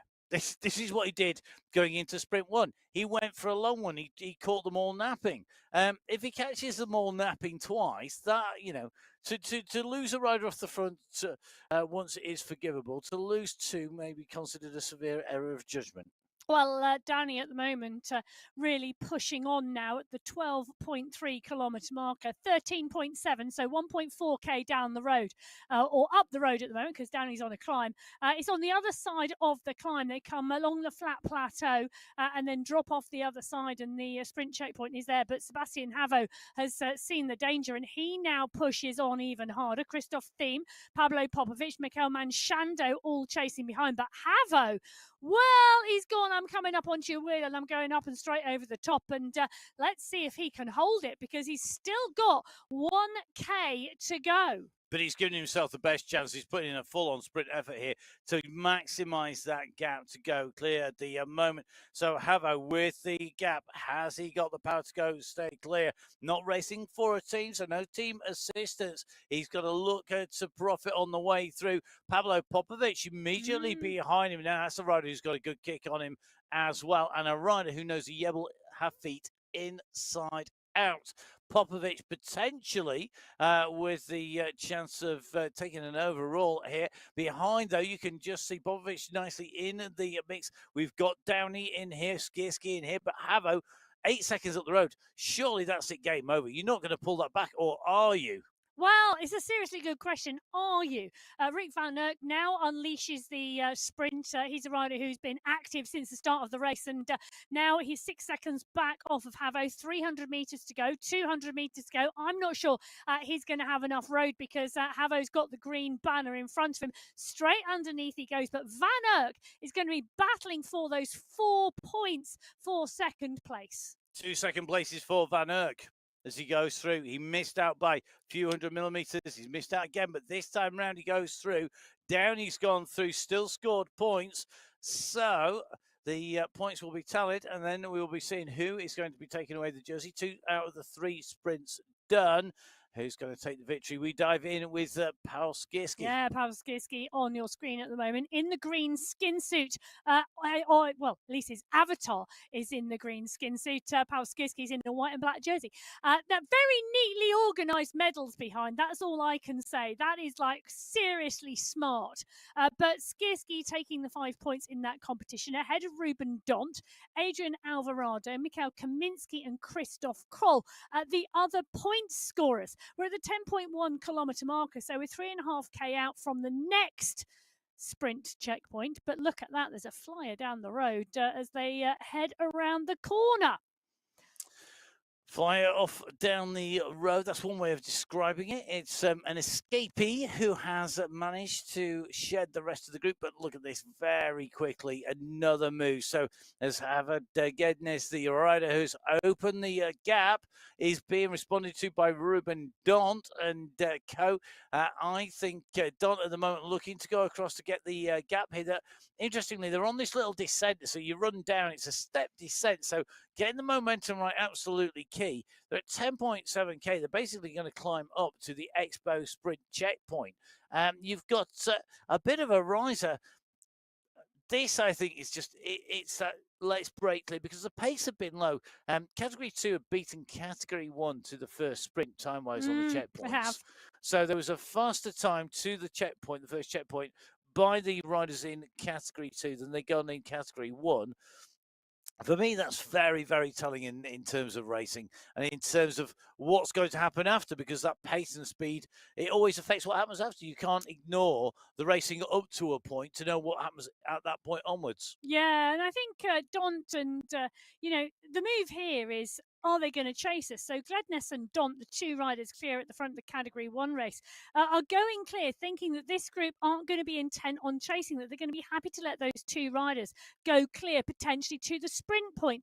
I'm not sure that's going to be true, because the rider in that green skin suit, Paul Skierski, is on the back of the group, taking as much recovery as possible. Yep, that is 1.3, 1.5 watts per kilo. You can see him doing at the moment.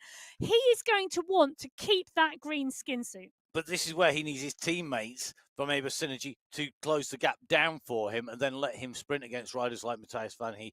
Van He moving up into Category 1 and now racing at the very highest level of cycling esports, both on the Sunday Race Club and showing his abilities week in, week out. On the same team as Dont. Yeah, Matthias, don't take this wrong way. First 30k, all yours, mate. Last 25k, not sure. It's when you've just moved up to Category 1, you're up against some absolutely gifted climbers, and you've got the finish that we have.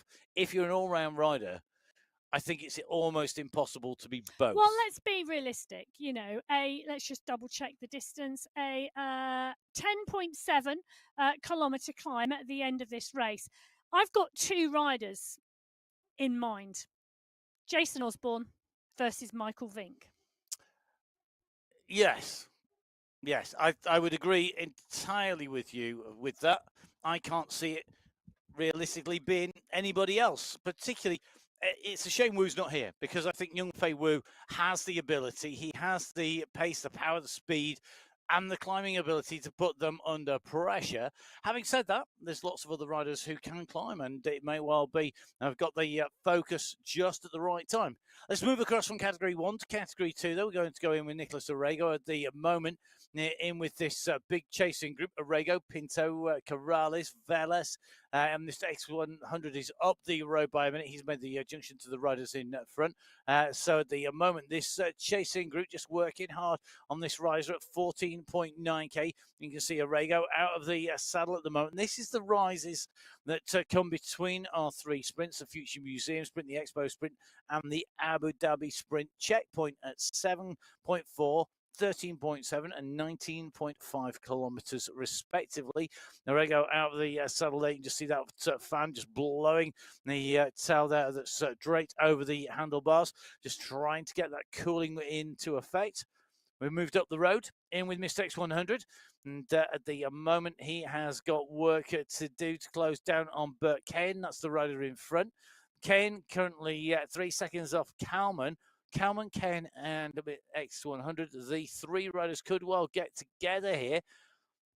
Meanwhile, up at the front of Category 1, Gednes and Don at the moment are your breakaway duo. Of the points that are left available, Skierski is going to come through to claim 3 points. That's going to put him back into the green jersey, and now it's just about resting. So the rest of that group not contesting, or unable to contest that, not to be able to take on Skierski, but now that means that it's all about how much gap do they let Dont and Gednes take.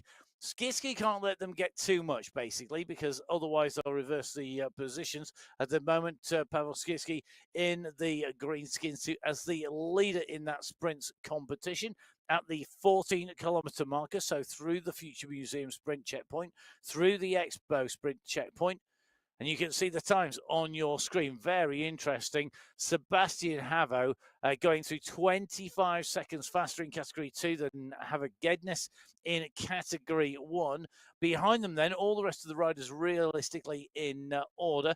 They go through the Expo Sprint. So Gednes in Category 1, Havo in Category 2, Christiansen in Category 3, Bush in Category 4, Fossian in Category 5, and Ola Warren.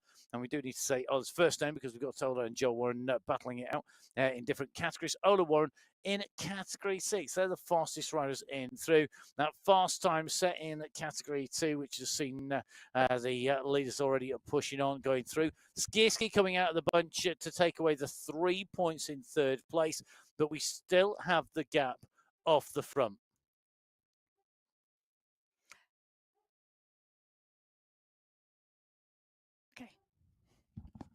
So category 1 on the left-hand side of your screen, category 2 on the right-hand side of your screen. There's just shy of 4 kilometres separating those two groups.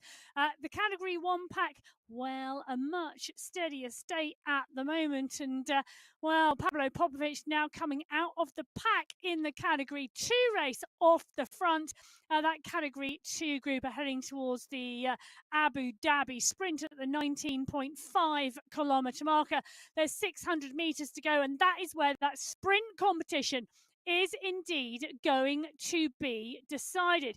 So Havo took the first sprint, the second sprint of the day. Downey took the first sprint. The question is, who is going to take the third? That's a really big question, and one that we are going to see answered very, very shortly in the category 2 race. With just 350 metres to go, the pace is going to start to wind up on the front. We're in with Niederhauser at the moment, Santo, Wozniak, Bengston all in the mix, but we've got a rider down the front and off the front of the group here. This is indeed the move for this third sprint, and it's Mikhail Manshando who's gone for this. So Manshando goes underneath the banner to take that third sprint checkpoint, the Abu Dhabi sprint. Berlin is there. In fact, let's take a look. It's going to be really interesting to see how that shapes up in the overall competition. But Manshando on your screen takes that third sprint checkpoint, and the 5 points behind. Well, Gustav Berlin came through in 2, Lasse Parnell came through in 3, Maciej Skierski came through in 4, and SS comes through in 5, which completely throws the overall sprint competition up in the air. Or does it? Yes. Sorry, I was looking in category 1 actually, whilst you were just talking about category 2 there for the sprint competition. Because in category 1, we've got this breakaway of 2 riders off the front. And that really affects it because we saw Skierski come out in 3rd place. But looking back at sprint number 1, Dont was right up there. So if Dont stays clear on the front of the race through the 3rd sprint checkpoint, which is where we've just seen category 2 go through, we're going to have a real battle in there. I think it's going to be really interesting to see how that plays out. Yeah, in category 2, that last sprint has not made a difference to the overall sprint competition. The first and second sprint, the Future Museum sprint and the Expo sprint, are the ones that have decided the overall sprint winner. But credit to Michel Manshando picking up that final 5 points. Now, the category 1 race, they're at the 16.8k. They're going to be the next group through, or the final group through that sprint checkpoint. And as you're right, Dont and Gledner still off the front by around 16 seconds. And they're descending down into the dip, which they then climb up to the roundabout. And that is where you're going to see them going into that sprint checkpoint. Be very interesting to see how that plays out because we've just seen category 2 go through there. Meanwhile, category 4, as you can see, on to the aquarium climb, currently at 29.4 kilometers. So they currently about 800 meters from the summit, according to Matt's maths, which is always dangerous, but by my reckoning, not all that far from the summit. Category 5 and Category 6 have already gone through. Category 5? Category 5, it was Clinton Cirillo from the Dirt Beast Mode squad who picked up 5 points. Zenken Wang from Cycle District picked up 4. Eric Lekva took 3 points. He's riding as an individual today. Alex Arseno from Cycle District took 2. And Christoph Fitzter from Dirt Beast Mode took 1 point. So 2 riders from that Dirt Beast Mode squad and 2 riders from Cycle District going through in the top 5. And then a very similar situation actually in Category 6. Joshua Callengard of Level Carbon going through taking 5 points. Xavier Maillard of Level Titanium taking 4. Stephen Tygard of BMC6 taking 3. Thomas Corva of Level Steel taking 2, but then it's Level Carbon's F.A. Mamba taking 1 point. So Level Carbon with 2 riders inside the top 5. Just in with Jussi Palaka right up inside the top 5 at the moment in Category 4, coming in towards the finale here. Now, what has Palaka got? We've got Rybjan on the front. We've got Clendenin still holding the wheel here, but they're all starting to mass behind. Looks like Rimborg on the charge as well. So at the moment, Giuliano leading this out. Rimborg just starting to get overhauled here. Clendenin being overhauled as well. This is the run up to take the first of the polka dot banner points. It's been done by Giuliano Ryan. Giuliano of BMC Racing taking top spot. Eric Rimbaud taking second. It's going to be Machas Ribjian who takes away the 3 points for third. Corin Fenderich of Beast Mode Crew taking away 2 points in fourth. And Marcos Pereira of the Cycling District taking 1 point as we go in with the irrepressible Rick van Erck. Well, we do indeed. And, he's been absolutely fabulous in that sprint competition today in Category 2.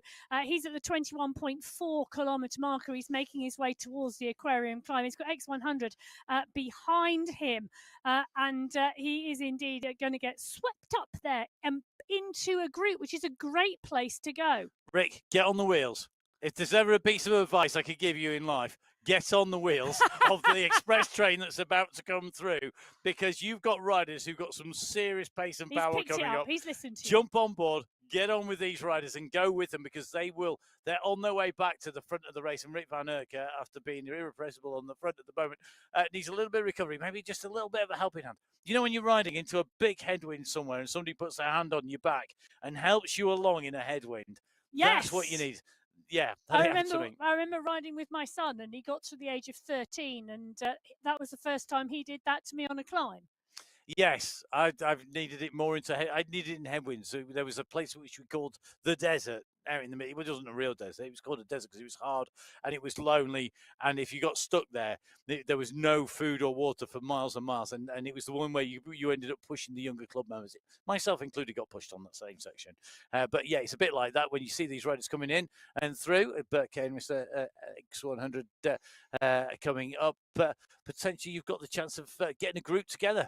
Get the band back together and use it to chase on. So the riders at the moment trying to squeeze on. You can just see the leading group is not that far behind. It's not behind, ahead. You're around the left-hand turn. So got to keep that left-hand turn tight, not lose too much ground here.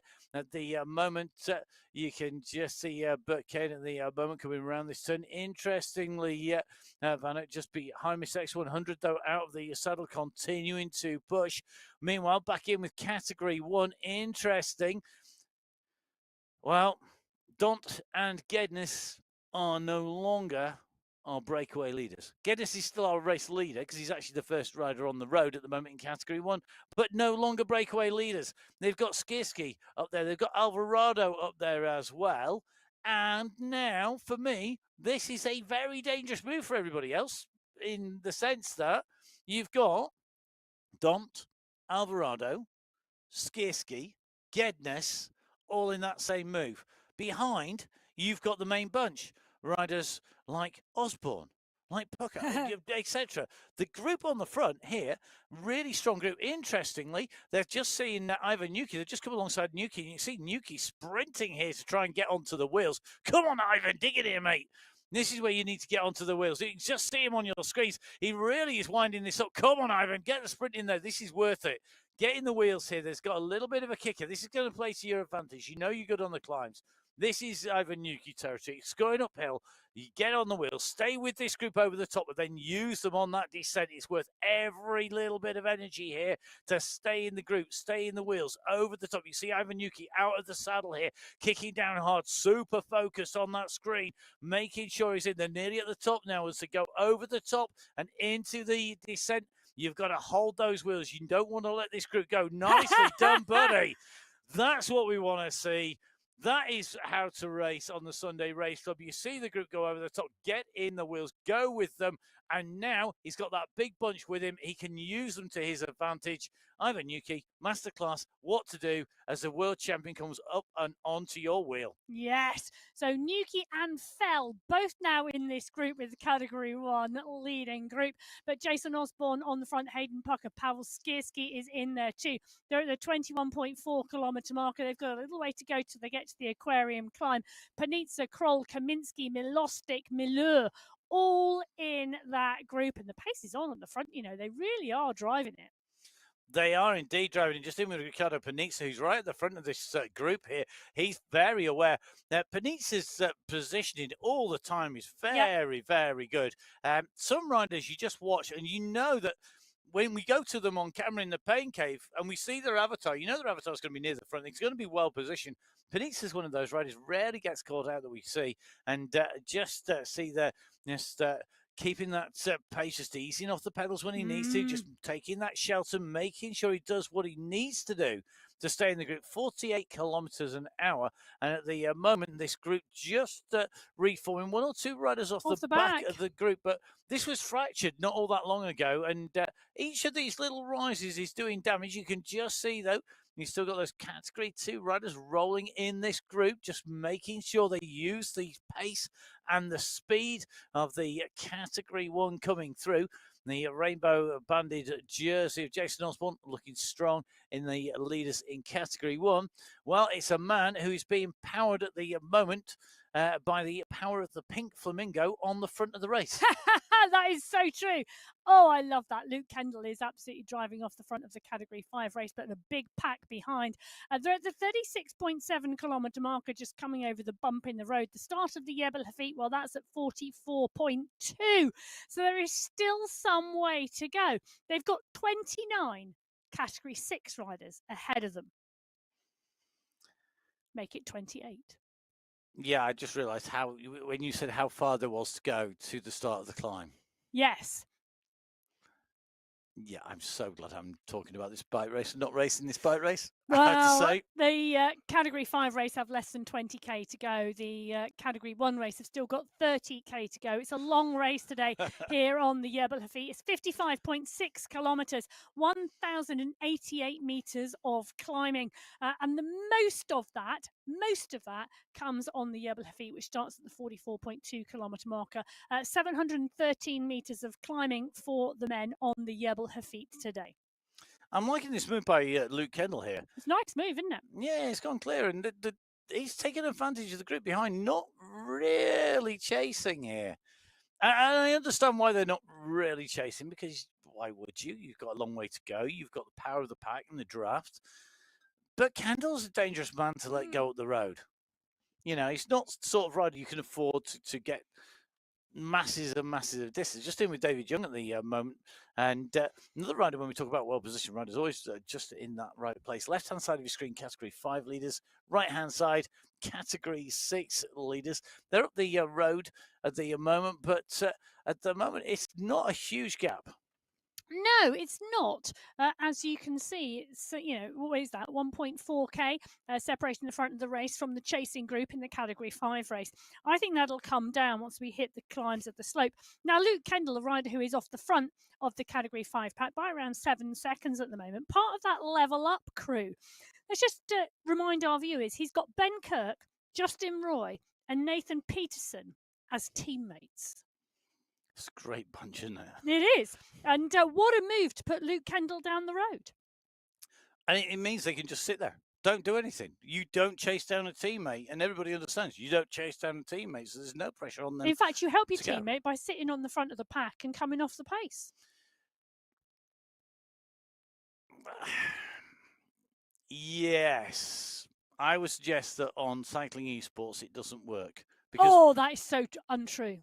Well, the reason I say that is because you can't physically get in the way of an avatar. And when you're on the road, you physically roadblock.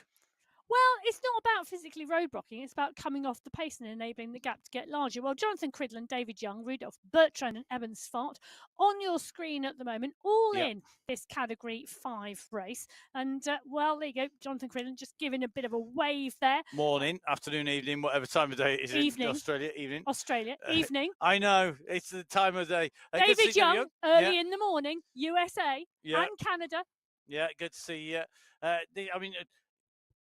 Australia, United States of America, Canada, and the Republic of South Africa. I mean, that is... You can't get more around the world, can you? You're spinning 3 continents there, basically.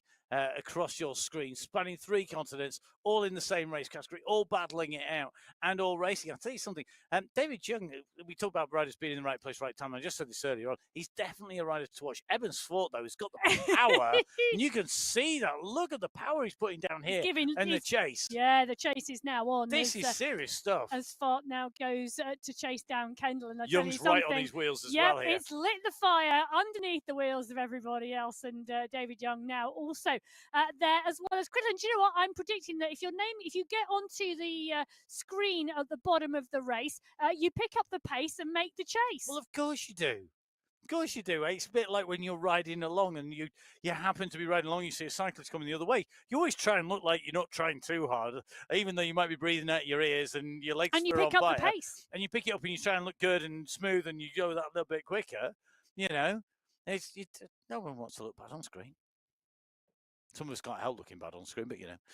Right, let's go into Category 4. The Category 4 just on the descent here. Aye, excellent. Machias, we've got Machias Haribjan on our screen. They're looking resplendent in the jersey as well. Into the pain cave for the first time, I believe. Yes, absolutely fabulous to see on the Sunday Race Club. It really is the Slovenian rider. Welcome to the Sunday Race Club. Great to have you here. And I'll tell you something, cracking first race. It is a cracking first race, and I have to say, if you're going to do a first race, go in Category 4 and be right in the mix.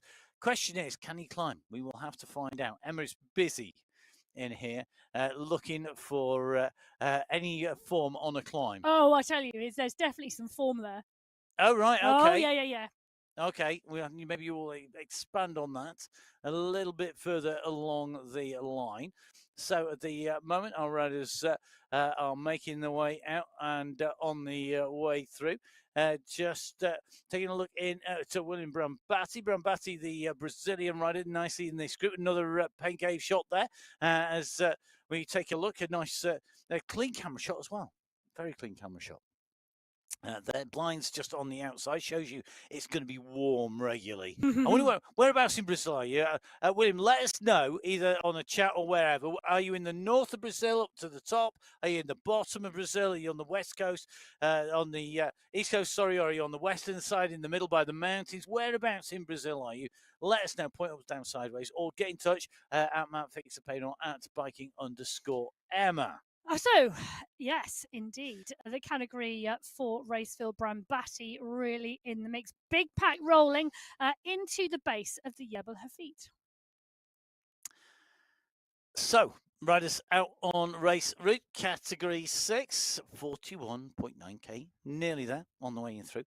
You can see it making the way in. Riders out and around the course. I'm just going to take a brief interlude because I know I said a little bit more details shortly, and there is a reason for that, on a couple of things that we do need to tell you about. One, if you are thinking about joining us for the next month, that is going to be into November, please do download the latest version.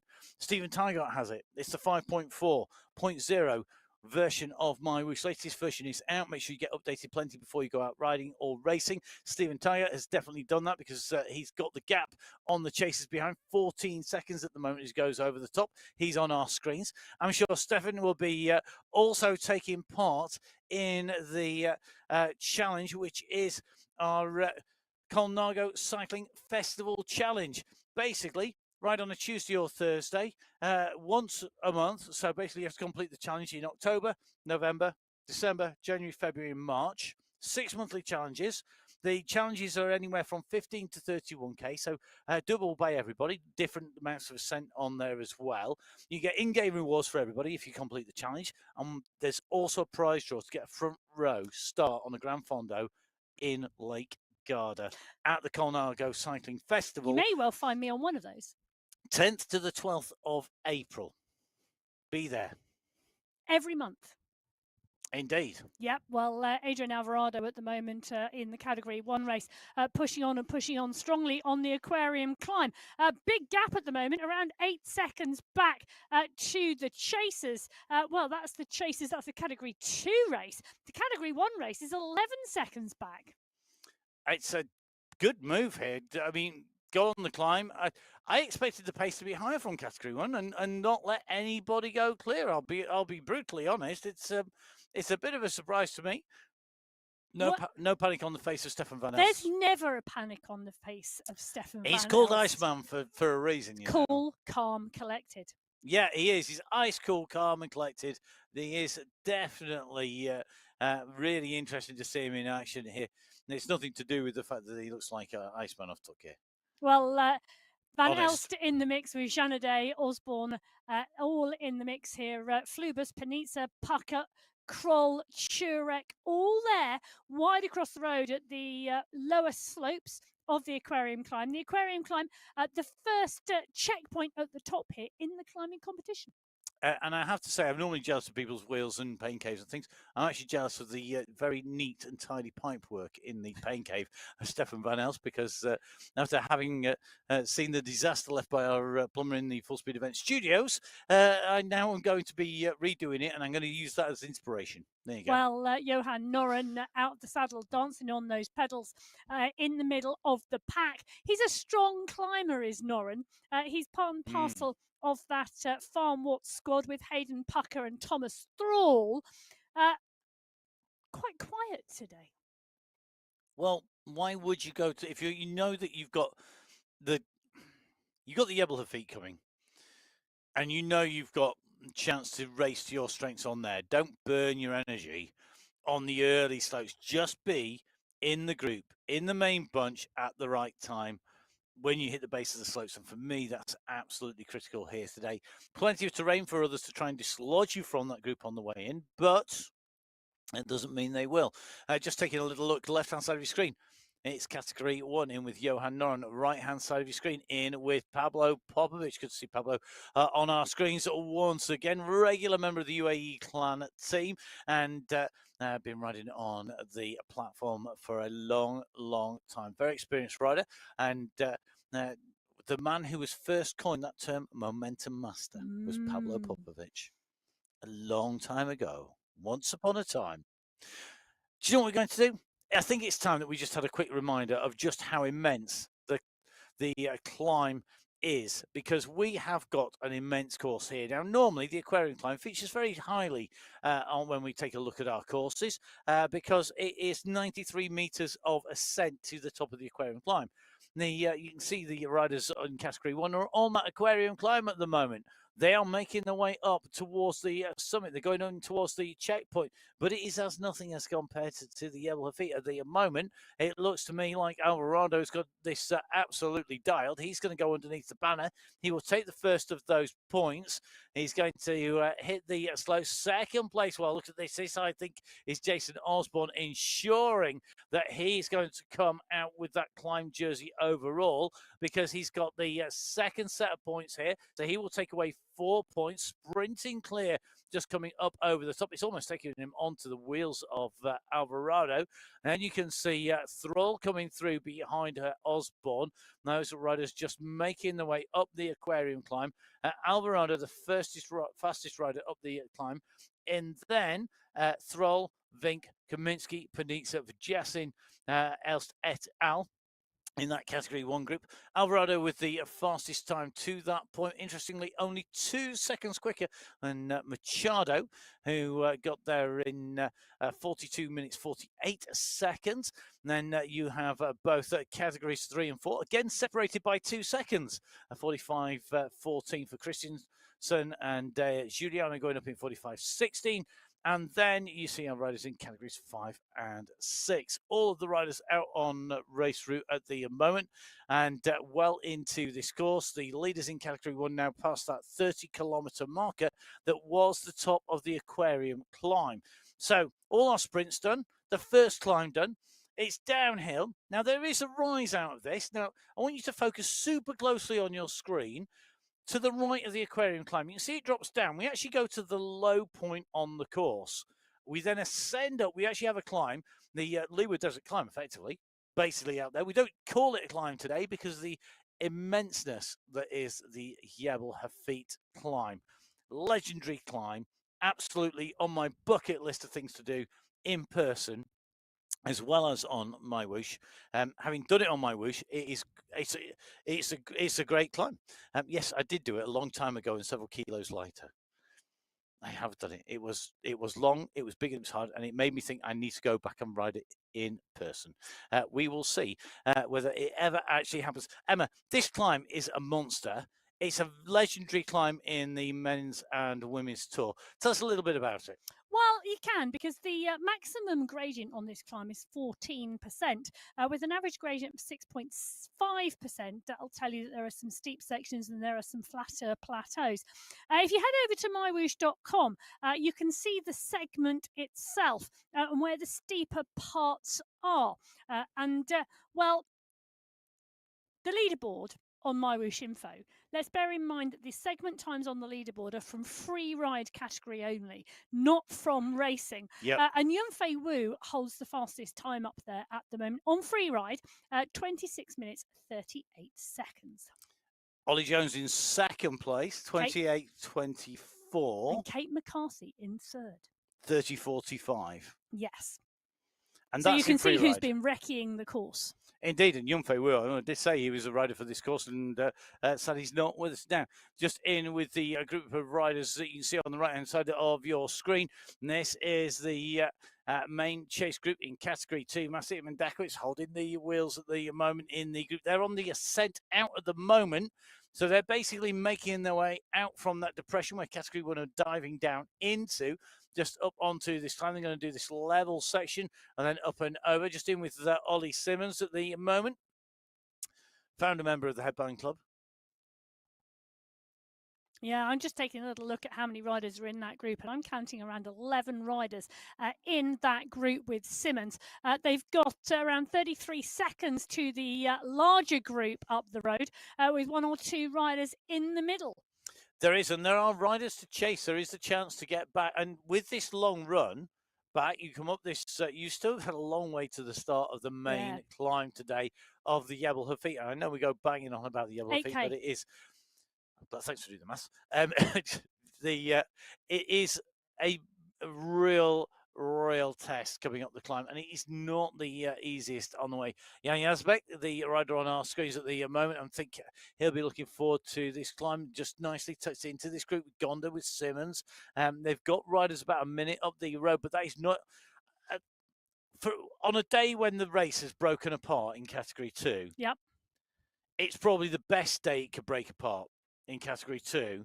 And that because it gives the maximum chance for people to pull those gaps back and all be together at the base of the climb. I think whatever you've done on the way in, because it's such a long run in from the top of the Aquarium climb to the start, because everybody's focused on the climb, which is where Category 6 are, it's probably one of the best courses to have to make up ground. Now, Stefan Tiger leading on the climb. Escobar, Kalangadi, Janowski, Maillard, Arrego, Montoya in that leading pack on the right-hand side of your screen in Category 6. Category 5 are on their way, though, and they are well and truly in the mix as well. They're basically on the same bend, on the same turn, just a little bit further around it at the moment. Good to see Ebersford at the moment really starting to put the pressure on Luke Kendall here. Kendall, who had gone down the road initially, been passed by Sort for about 8 seconds. And then you can see it's this train of 17 riders in Category 6 still in front. But the way Svart is riding at the moment, I can't imagine it's going to be too long before he's onto the wheels of the Category 6 riders. Kalangard, the rider who took the win on the Aquarium climb in Category 6, bottom right-hand side of your screen. Eben Swart, leader in Category 5, bottom left-hand side of your screen. Category 4 leader, Taylor Gonzalez, on the right-hand side of your screen. Interestingly, Johan Moreno, not all that far behind, but look behind them, and there's a big train of Category 4 riders. Category 3, well, you can see Category 3 top right-hand side of your screen at the moment, and onto that big screen now. The 43.2k markers have yet to hit the climb, but they are well on their way. Big group, big pack of riders as well. Really, it's when they hit the climb that it's really exploding, and these riders are coming apart. The furthest riders down the race route of 46.8k are the leaders of Category 6, with the leader in Category 5 only about 100 meters behind. Yeah, 1 hour and 20 minutes nearly of racing for the Category 6 race. They were the first riders out of the pen. This is Category 5, Eben Svart, who's leading that category at the moment. 15th on the road, 14 Category 6 riders ahead of him.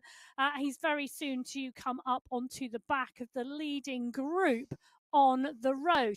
Interesting, it's around 6, 7, 8 seconds back to the second placed category 5 rider. In fact, it's less now because Rudolph Bertrand has caught Luke Kendall and gone up and over the top. And Bertrand was looking very strong when we saw him earlier on our screens, and continuing to push. He's got to close down a big gap, though, to get right onto the wheels in front. But he's doing it the right time as well, coming onto the climb and into this this section. He's still a long way to go. Quick reminder, 55.6, the end of the race route. At the moment, you've got Eben Svort and Ola Warren on your screen. Ola Warren racing in Category 6, Eben Svort in Category 5 on your screen in person and in avatar form as well, with the riders making the way up this climb, and Warren, after taking the big kick earlier on, continuing to push, making his way up the climb as we take a look in, as we see our leader in Category 5 working his way through the Category 6 riders on the steeper sections.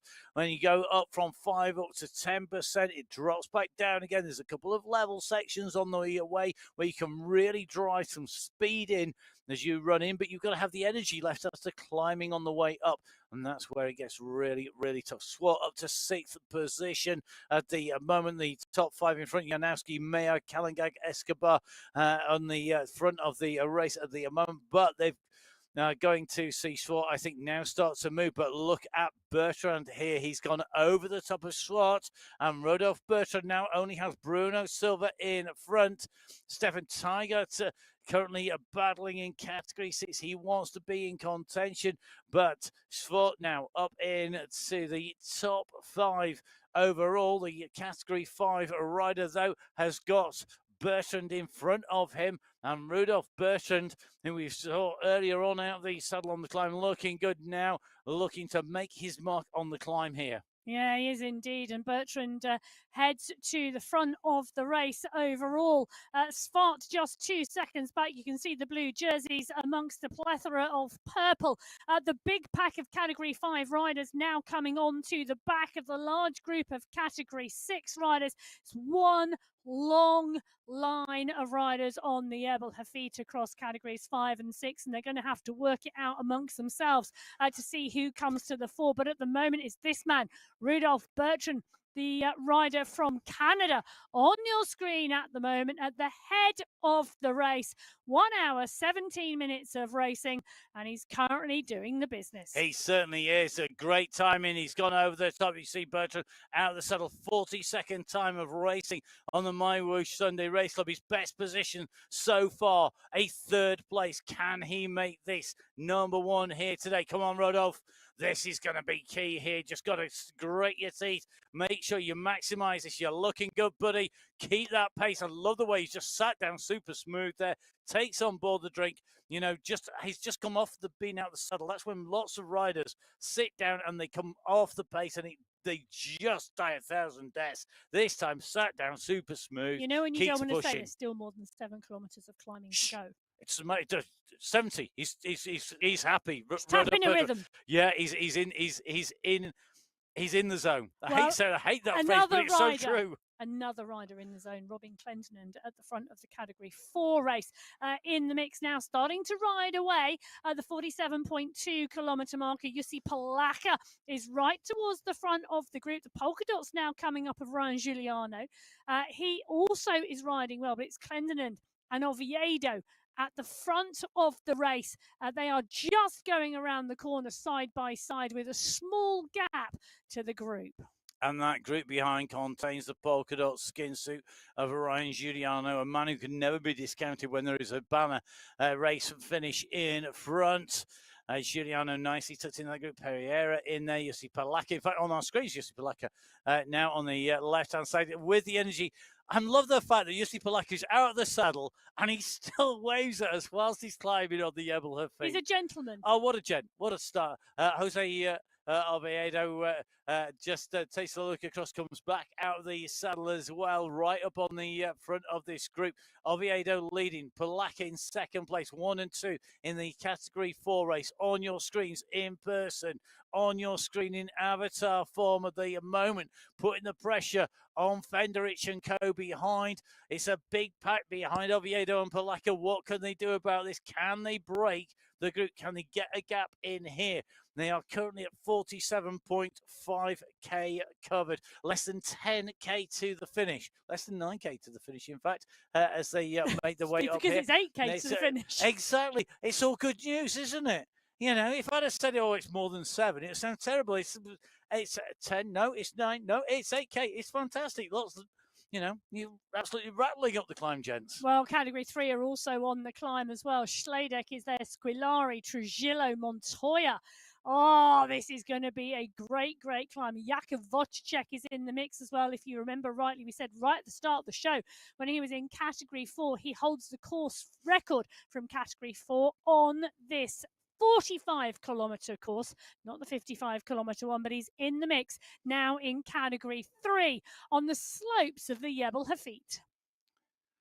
Well, these legendary slopes that tower down over the plains below, the mountains that separate out the nations from the UAE across to Oman, the area, a real historic site over the years. And, of course, a legendary climb, along with the Jebel Yais when it comes to riding and racing in the UAE with its fantastic slopes. So you rode up this climb. If you want to watch some riders up this climb, go have a watch of the GCN ride up this climb when they rode it, and it puts into context just how hard this climb really is. If I go out, I'll take a camera and you can really see somebody suffer on it, but it'll be a long, long show. Well, Nick Squilari at the moment and David Badil chasing Trujillo, who's the rider 5 seconds up the road in this Category 3 race. Wojciech, Angarita, they are all in the mix. Alkay's in there, Shure's in there, Warren's in there as well. Joshua Power on our screen with Squilari and Shure. I've got Shure on a good ride here, just holding station. Nick Squilari doing the same. You would never discount Nick Squilari on this climb, would you? Because great time trialer. Rhythm. Great at pacing. Yes. And that's what makes a great time trial rider, but he's also got some sprint power to kick when it comes. Josh Power out in the saddle here, really more, for me, a better climber. But bearing in mind that, you know, UK climbs aren't this big normally, so definitely a rider who could be in the mix. I'm sure we know when it climbs, when it goes uphill, could be in there. But at the moment, the front of this group is starting to break. We're just starting to see the gaps open. Badil at the moment just in front.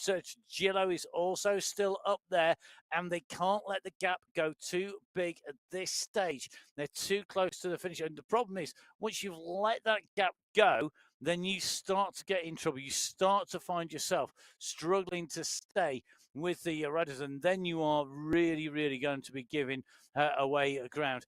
Power at the moment, a rider who's no stranger to Peak District climbs, which are long for UK standards and generally have steep sections in there.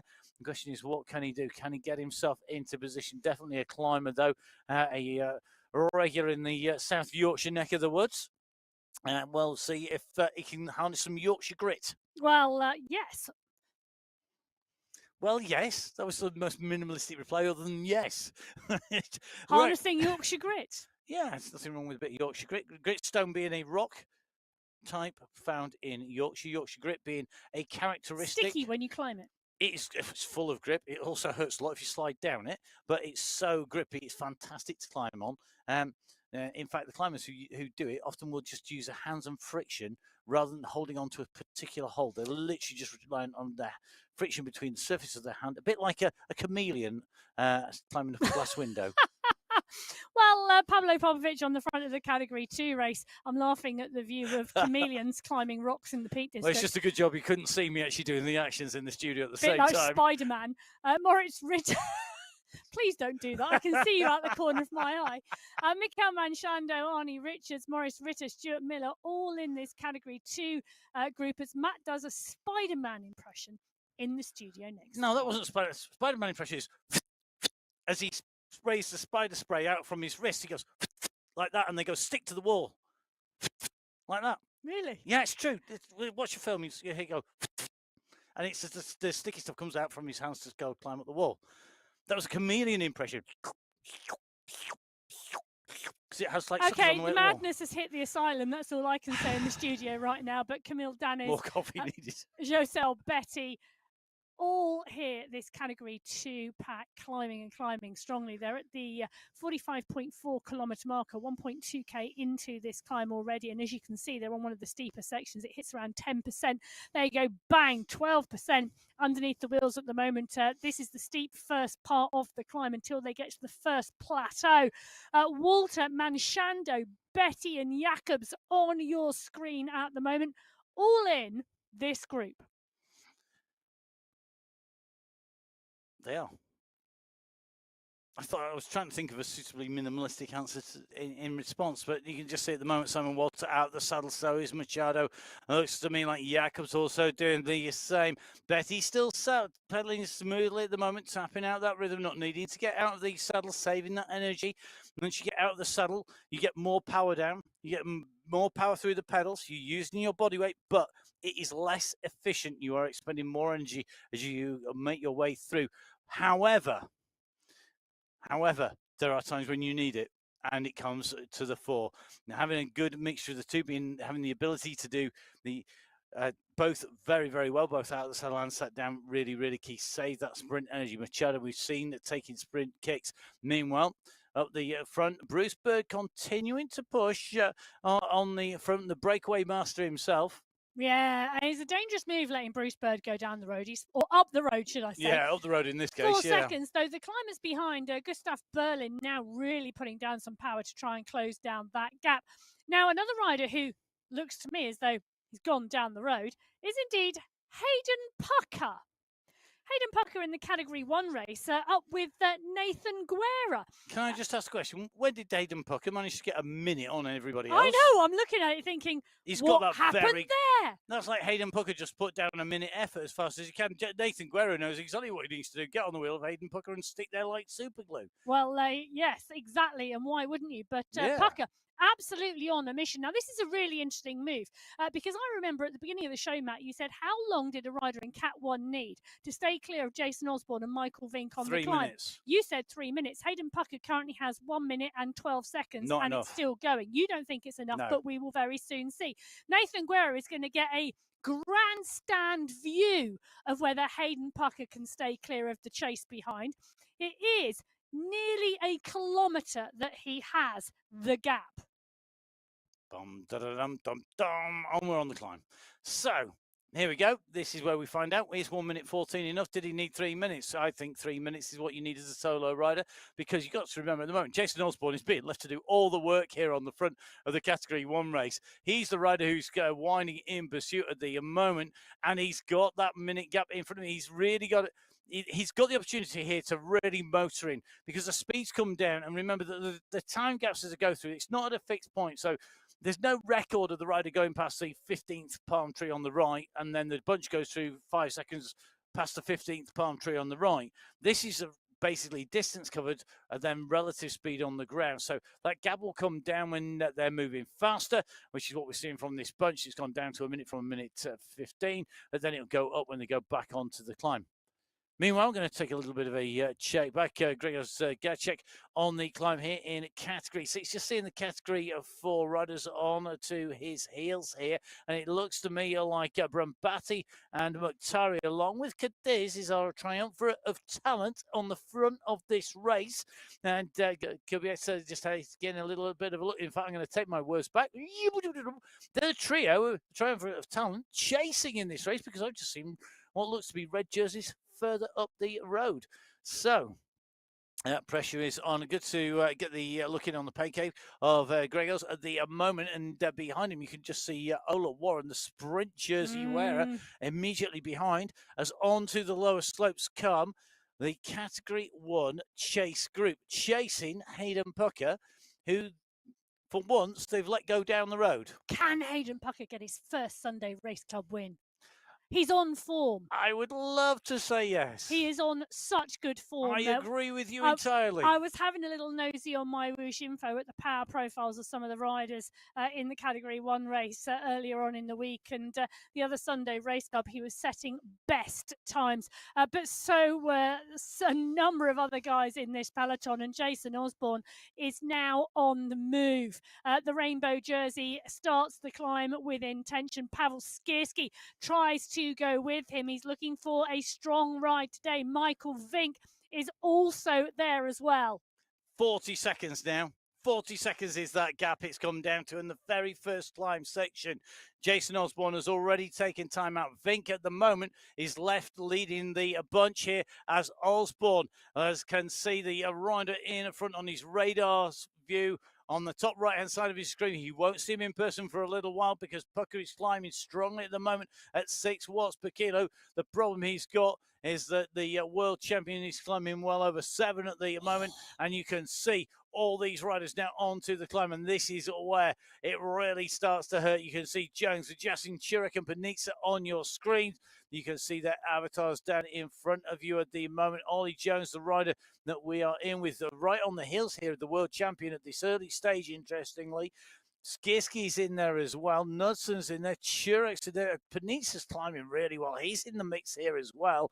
This is not a selection yet. Definitely not yet. And Jason Osborne's been brought back to the group. Churek, Vuyasin, Panizza, Tugels, Thrall, Safra Zaidi is there as well. And Ollie Jones, what a move from him too. Now, interestingly, the national champion of the USA up the road at the moment, the world champion in the rainbow bands, trying to close him down. But the rest of them very quickly onto Osborne's heels. Take a look at that, 46.9 versus 46.5. The gap is coming down, but it's still 400 meters. And there are so many twists and turns on the Jebel Hafit. Out of sight, out of mind. Unfortunately, the radar view doesn't help with that statement. I know, it's very true. But you've got to pick the yellow splodges out from the multicoloured snakes. You have indeed. Now we're just going to dive across into Category 5. Our leaders on the road, Rod Loxley, a man who knows all about the slopes of the Jebel Hafit and how to climb this mountain effectively. Rod Loxley at the moment leading from Rodolphe Bertrand with Tavi Matilla right on their heels. These three riders just pulling clear by some 20 plus seconds on Roy, Young, Braun and Horn behind. So still plenty of riders in pursuit, but the three leaders at the moment at the 51.4 kilometre marker. Bear in mind that our climb checkpoint is at 54.9 and our race finish at 55.6. These three riders now are getting close enough to me to think about making this stick. Not panicking as they start to get closed down, but use the steep section. You've got a flat section here. You can build a little bit of pace, a little bit of speed. And we saw one of our riders in the women's race earlier on really use the fast sections to their advantage. Sprinted across the fast section and use that momentum onto the climb. Really good way of doing it was this section, in fact, sprinted into this right-hand corner, accelerated up and through. Now, the riders here, I think, are just taking a breather, and it's not maximising their gain here. If one of the riders behind chooses to sprint across, they'll close the distance down quite quickly. But they're not. When they get back on that climb. You can see, from that nearby list, they know exactly what's going on behind them. They can see the numbers that we can see on the screen as well. So Loxley, Bertrand, and Matilla at the front of the Category 5 race. They're currently sat on around a 20-second gap back to the chase. That's left-hand side of your screen. Right-hand side of your screen, Jussi Palaka clear of Robin Clendenin at the moment. 3 seconds between them. As we go in with Category 3, we're in with Naubati at the moment. He's got Patrick Bloom in front and Gilberto Marquez, excuse me, behind. Don't breathe and talk at the same time. Well, as I was saying Gilberto Marquez behind, I noticed he was another of our Brazilian riders, and I nearly said Brazil there at the same time because I was thinking the word as well as saying it. There you go. Now, Batty at the moment on the climb in his pain cave, out of the saddle at the moment, that Great Britain jersey across the far side of the room. The sun clearly shining in the UK at the moment. He lives in Germany. Does he live in Germany? Yeah. The sun is clearly shining in Germany at the moment. Just ignore the previous thing I said. He might be back in the UK for all you know. It does, Well, the sun does shine, although it does look a very continental stow setup. yeah, it does indeed. Batty really climbing strongly. And for Niall, I think one of the things about this course, it's a long run to get to the Jebel Feet, but once he's on the Jebel Feet, he's absolutely in the place where he loves to be, climbing and climbing strongly. Now, other riders climbing and climbing strongly: Jason Osborne, Michael Vink, Pavel Skierski, Ollie Jones. Those 4 riders now starting to move slowly away from the group. Bearing in mind it's the chase group in Category 1. Dan Turek, line of Yasin around 10 seconds behind. Osborne, Vink, Skierski and Jones now climbing strongly. 20 seconds back from Pucker still. And in a week where I've spent a lot of time talking with production companies about the correct phraseology to be using for groups behind, I think this is now no longer a peloton and a leader. It's a leader with groups of chasers behind. Yes, well, they are. You try explaining that in 4 different languages to 6 different people simultaneously in TV production land. It's more difficult than you would think. Well, Osborne thinks Skierski and Jones, it's more difficult than anybody could think what these riders are doing. They are all going to be in contention when it comes to the World Championships on the 15th of November. If you want to hear some of the stories, some of the backgrounds to some of these riders, 2 places I reckon you should get your podcasts from between now and November the 15th. The Virtual Valet podcast, myself and the wonderful Chris Schwenker. A number of these riders we have spoken to in the past. And of course, Cy Bradley and Matt Smithson on the MyWhoosh podcast have also spoken to a number of these riders. So if you want to get some of the background to those riders who will be on stage at those World Championships on the 15th of November, those are the places to go. So do jump on board to get your cycling fix wherever you need to. Podcast's a great way of combining, doing multiple things at once, and a great source of information. Now, the moment left-hand side of your screen, Category 1, right-hand side of your screen, the leaders on the road. Well, sorry, the chaser on the road, because that's David Young. In front of him is Tavi Matilla, and then it's Rudolf Bertram and Rod Loxley just in front of Young at the moment on the right-hand side.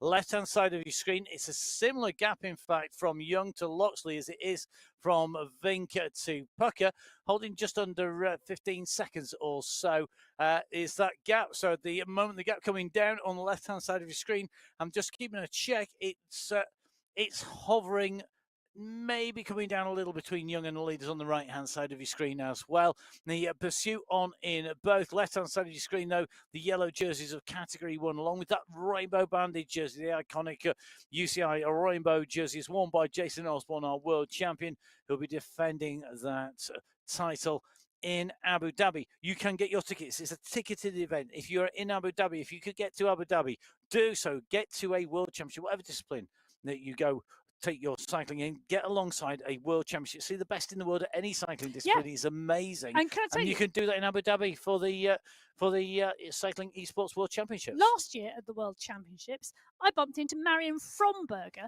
the German national champion in the mountain bike XCE discipline. Yep, mountain bike eliminator. She's just won the World Cup series. Indeed, you can pick up those races. She was watching the esports World Championships. If you want to see Marion Fromberger in action, City Mountain Bike on YouTube, and you might hear a familiar voice or two on there as well, putting words to the race action. Oh, Hayden Pucker, that's the catch. The catch has been made. It's done. Can he stay with them? He's dug deep, you can see, but can he stay on those wheels? He's clawing his way onto Osborne, Skierski and Vink. Can he stay with them? He's on Skierski and Vink. Yeah, Skierski and Vink, he's on. He's not on Osborne. Not Osborne with a classic catch made, counter attack and go again. Skierski and Vink know not to let Osborne go here. You can see Skierski out of the saddle on the left-hand side of your screen in person. Kaminski, Maciej Mendakowicz and Marcin Rosnik, your riders on your screen at the moment, all Polish. And at the moment, the Polish scores very, very strong across lots of race categories. Cycling esports, I think, will be something that increasingly goes, particularly during the winter months in the northern hemisphere, because of the accessibility of getting on your bike and jump on and ride. And you can see at the moment, Paweł Skierski, the leading Polish rider on the road. Yes, and of course, Kaminski, the national champion of cycling esports for Poland. Indeed. At the moment, though, Skierski, the leading rider he's on form. He really is. He is at the moment on the road at the moment. The road being led though in category 1 by the white jersey of the world champion, being chased down by Michael Vink, and Emma did tip these two as being the top two riders on the climb today. A bit of a predictable tip, to be fair, but well, hey ho. Well, when there's a big climb at the end, who are you going to call? Osborne and Vink? Oh, that's a different thing altogether, isn't it? Right, so we're going to go across the right-hand side of your screen. Just take a little look into category 2 here. And Mitchell Machado just being passed by SS on this climb. Did say earlier on the UAE clan team riders did have the opportunity potentially to go play a little bit solo here. SS at the moment clear of Machado.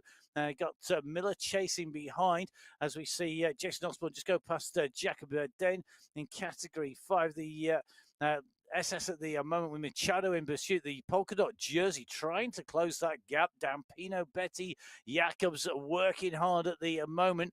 But we're at 50k at the moment. We've still got plenty of race distance left. A quick reminder, 55.6 the finish line. That's kilometres, not cabbages.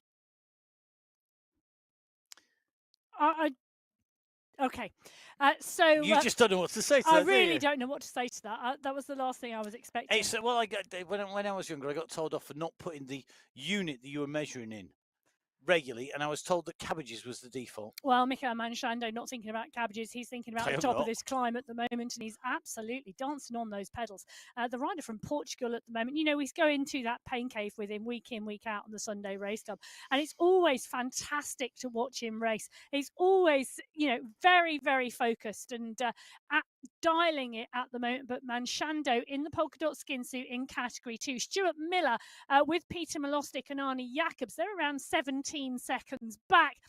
That's the chase, but the chase is to the top of the mountain, and they're 4.8k from the top. So Miller in this main group making his way up the climb here with this big pack. Lucas Halen in there. You can see Halen coming back into form as well. Khan K and Bert Kane in there as well. They are on the right-hand side of the screen, left-hand side of the screen. Category 1 leader, Jason Osborne, opening up the gap on Vink and the rest of the group. Vink tried to respond, but Osborne at the moment is climbing clear.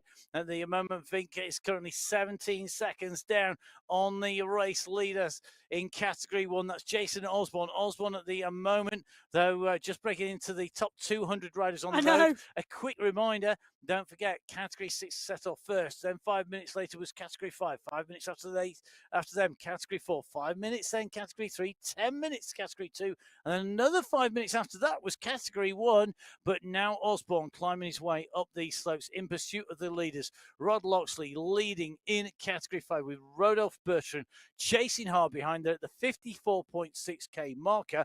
That means less than 300 meters to the climb banner. Yes, and just as a way of mentioning, the October final, the first time ever we've gone over 200 women on the start sheets in the women's race, and a total of 556 racers on the start sheet for the Sunday Race Club today. You could be here. Download the app on iOS, on Android, or on Windows. Please do jump on board. Latest version that's come out now. Loads of great updates in there. Some fantastic auto categorization. Some future proofing it for future events coming in as well. Rod Loxley at the moment on the climb. Looks like he has certainly harnessed the power of the new update, because he's on his way. This is going to be the polka dot banner. I'll tell you something, that is a great climb. It is a really, really strong climb. He went into it with Bertrand and they've battled all the way, but Loxley goes underneath the polka dot banner in the category 5 race, and there we go. The polka dot skin suit goes on his back. Bertrand and Young, though, are just 15 seconds back, and they've now got 700 meters to the finish line. It's a technical descent and then climb to get there, and it's going to be interesting to see how this plays out now. Do Bertrand and Young continue to push and drive? Does Loxley stay clear? He's got around 11 seconds now off Rudolph Bertrand with 600 meters to go. He's into the descent. He knows how to make the use of momentum, but he's come off the power for a little micro rest. Dangerous stuff, dangerous stuff. Left turn, right turn, and up to the banner. Here it comes. Well, it does indeed. And Rod Loxley now driving towards the finish line here on the October final of the MyWhoosh Sunday Race Club. It's the Jebel Hafit 55.6 kilometres of racing. This is Category 5. Rod Loxley driving towards the UCI banner. He's going to come underneath that banner first in Category 5 and take the win today. Rod Loxley, the winner in Category 5.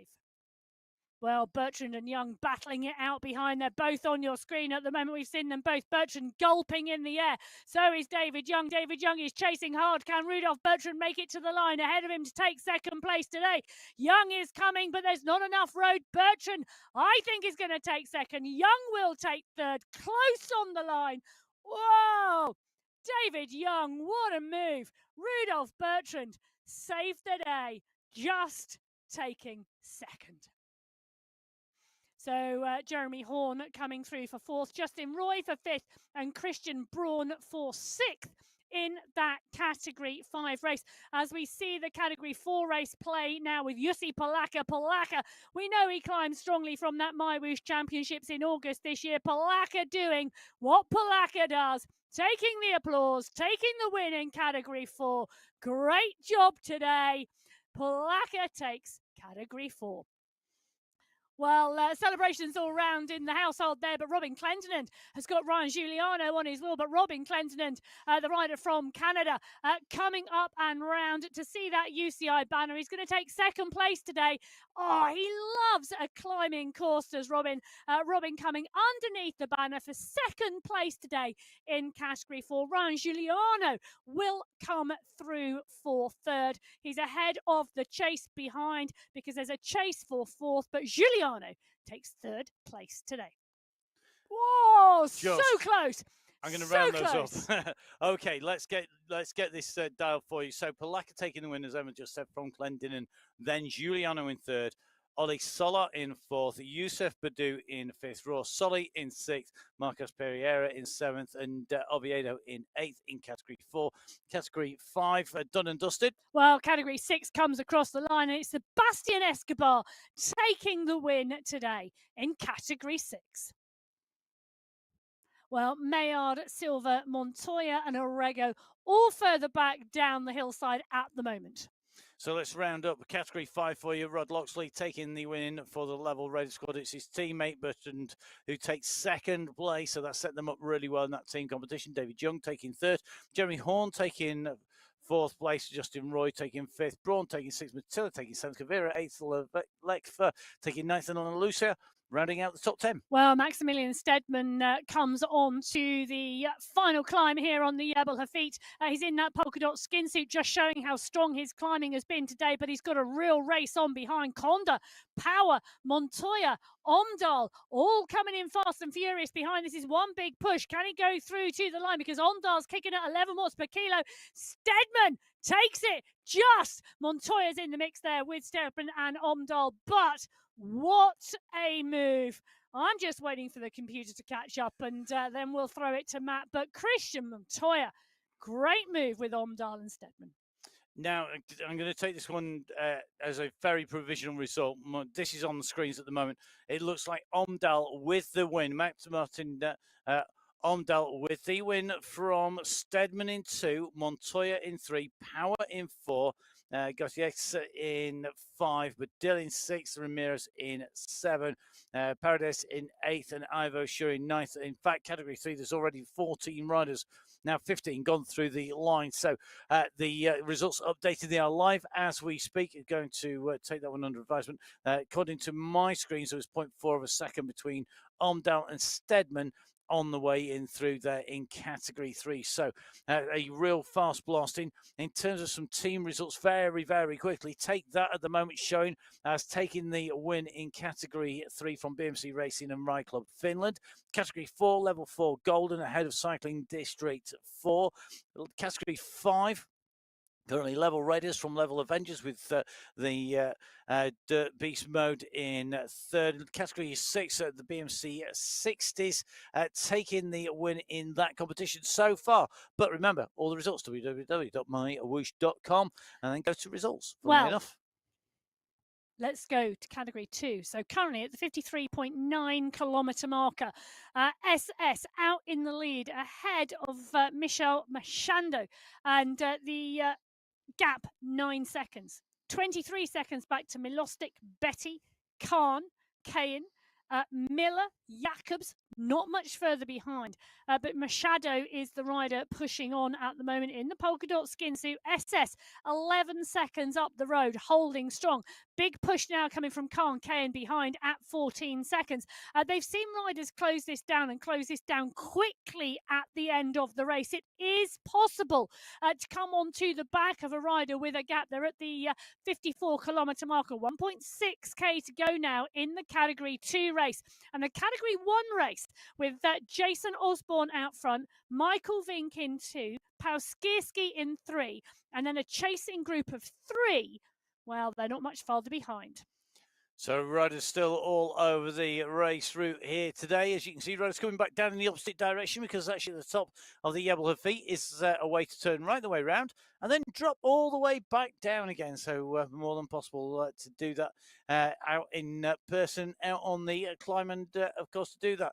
I'll be honest, if I've ridden up here, when I rode up here on MyWhoosh, I turned around and came all the way back down again, all for without pedaling. It was fantastic. Free speed, free extra Ks in the wheels. Don't forget, lots of ways to come out and race. We'd love you to be battling it out in whatever category. That's category 6 all the way to category 1 here on the MyWhoosh Sunday Race Club. As you can see at the moment, you've got Betty at the bottom of your screen, Machado on the top of your screen on the left-hand side. Those positions reflecting second and third place on the road at the moment in category 2. You can see Machado out there, saddle, really giving it everything. Betty breathing in hard. He's got out of the saddle. He'd been sat down for a long time, but now he's out of the saddle. But this is going to be an absolute battle here as they make their way up. Machado, though, looking to close down on SSSS into the dip, though, and soon be into our race finish. Yeah. So category 2 coming to its conclusion very quickly indeed. It is indeed, and category 2, SS, the gap now is big. He's got around 600 meters to go. It's 14 seconds back to Machado. Milostic, Betty, Ken, all coming in fast in the top 5. Stuart Miller, well, he's not that much further back with Arnie Jacobs. That group could well make the catch. In fact, Miller now pushing on the pace, but so's Khan, Ken, Betty and Milostic. They don't want to be caught and then be outside the top 5. But SS now comes on to the final section of the Yebel Hafit. He's going to swing round the corner and see that finish line today. So the MyWhoosh UCI banner coming quickly for SS. He's ridden clear at the top of the Hafit. He's going to take the win in the category 2 race today in the polka dot skin suit.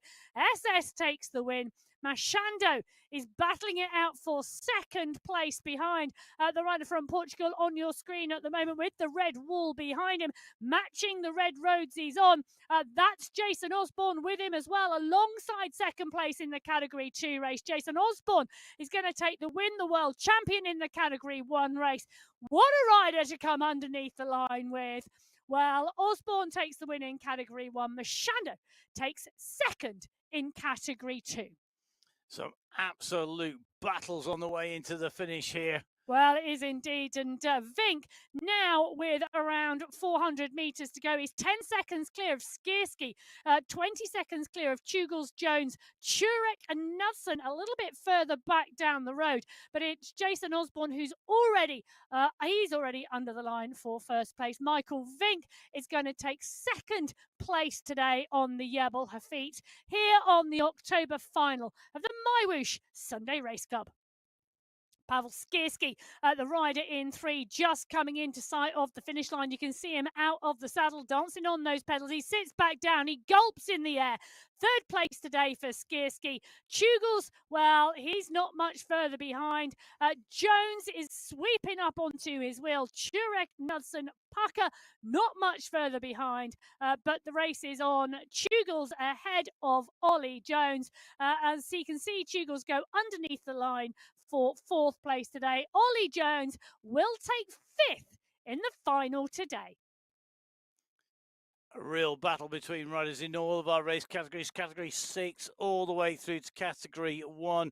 The team competition in Category 2, Team de Fuss of Betty, Jacobs and Bengston coming in ahead of the Goat squad by 8 seconds from Melostic, Kane and Kane in that Goats team. The Category 1 race, well, it's been a real battle. Osborne taking the win.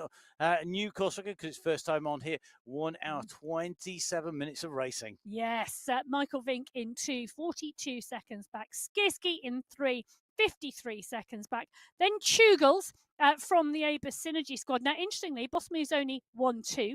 Aber Synergy 3-4. Alpha Jaw 5-6.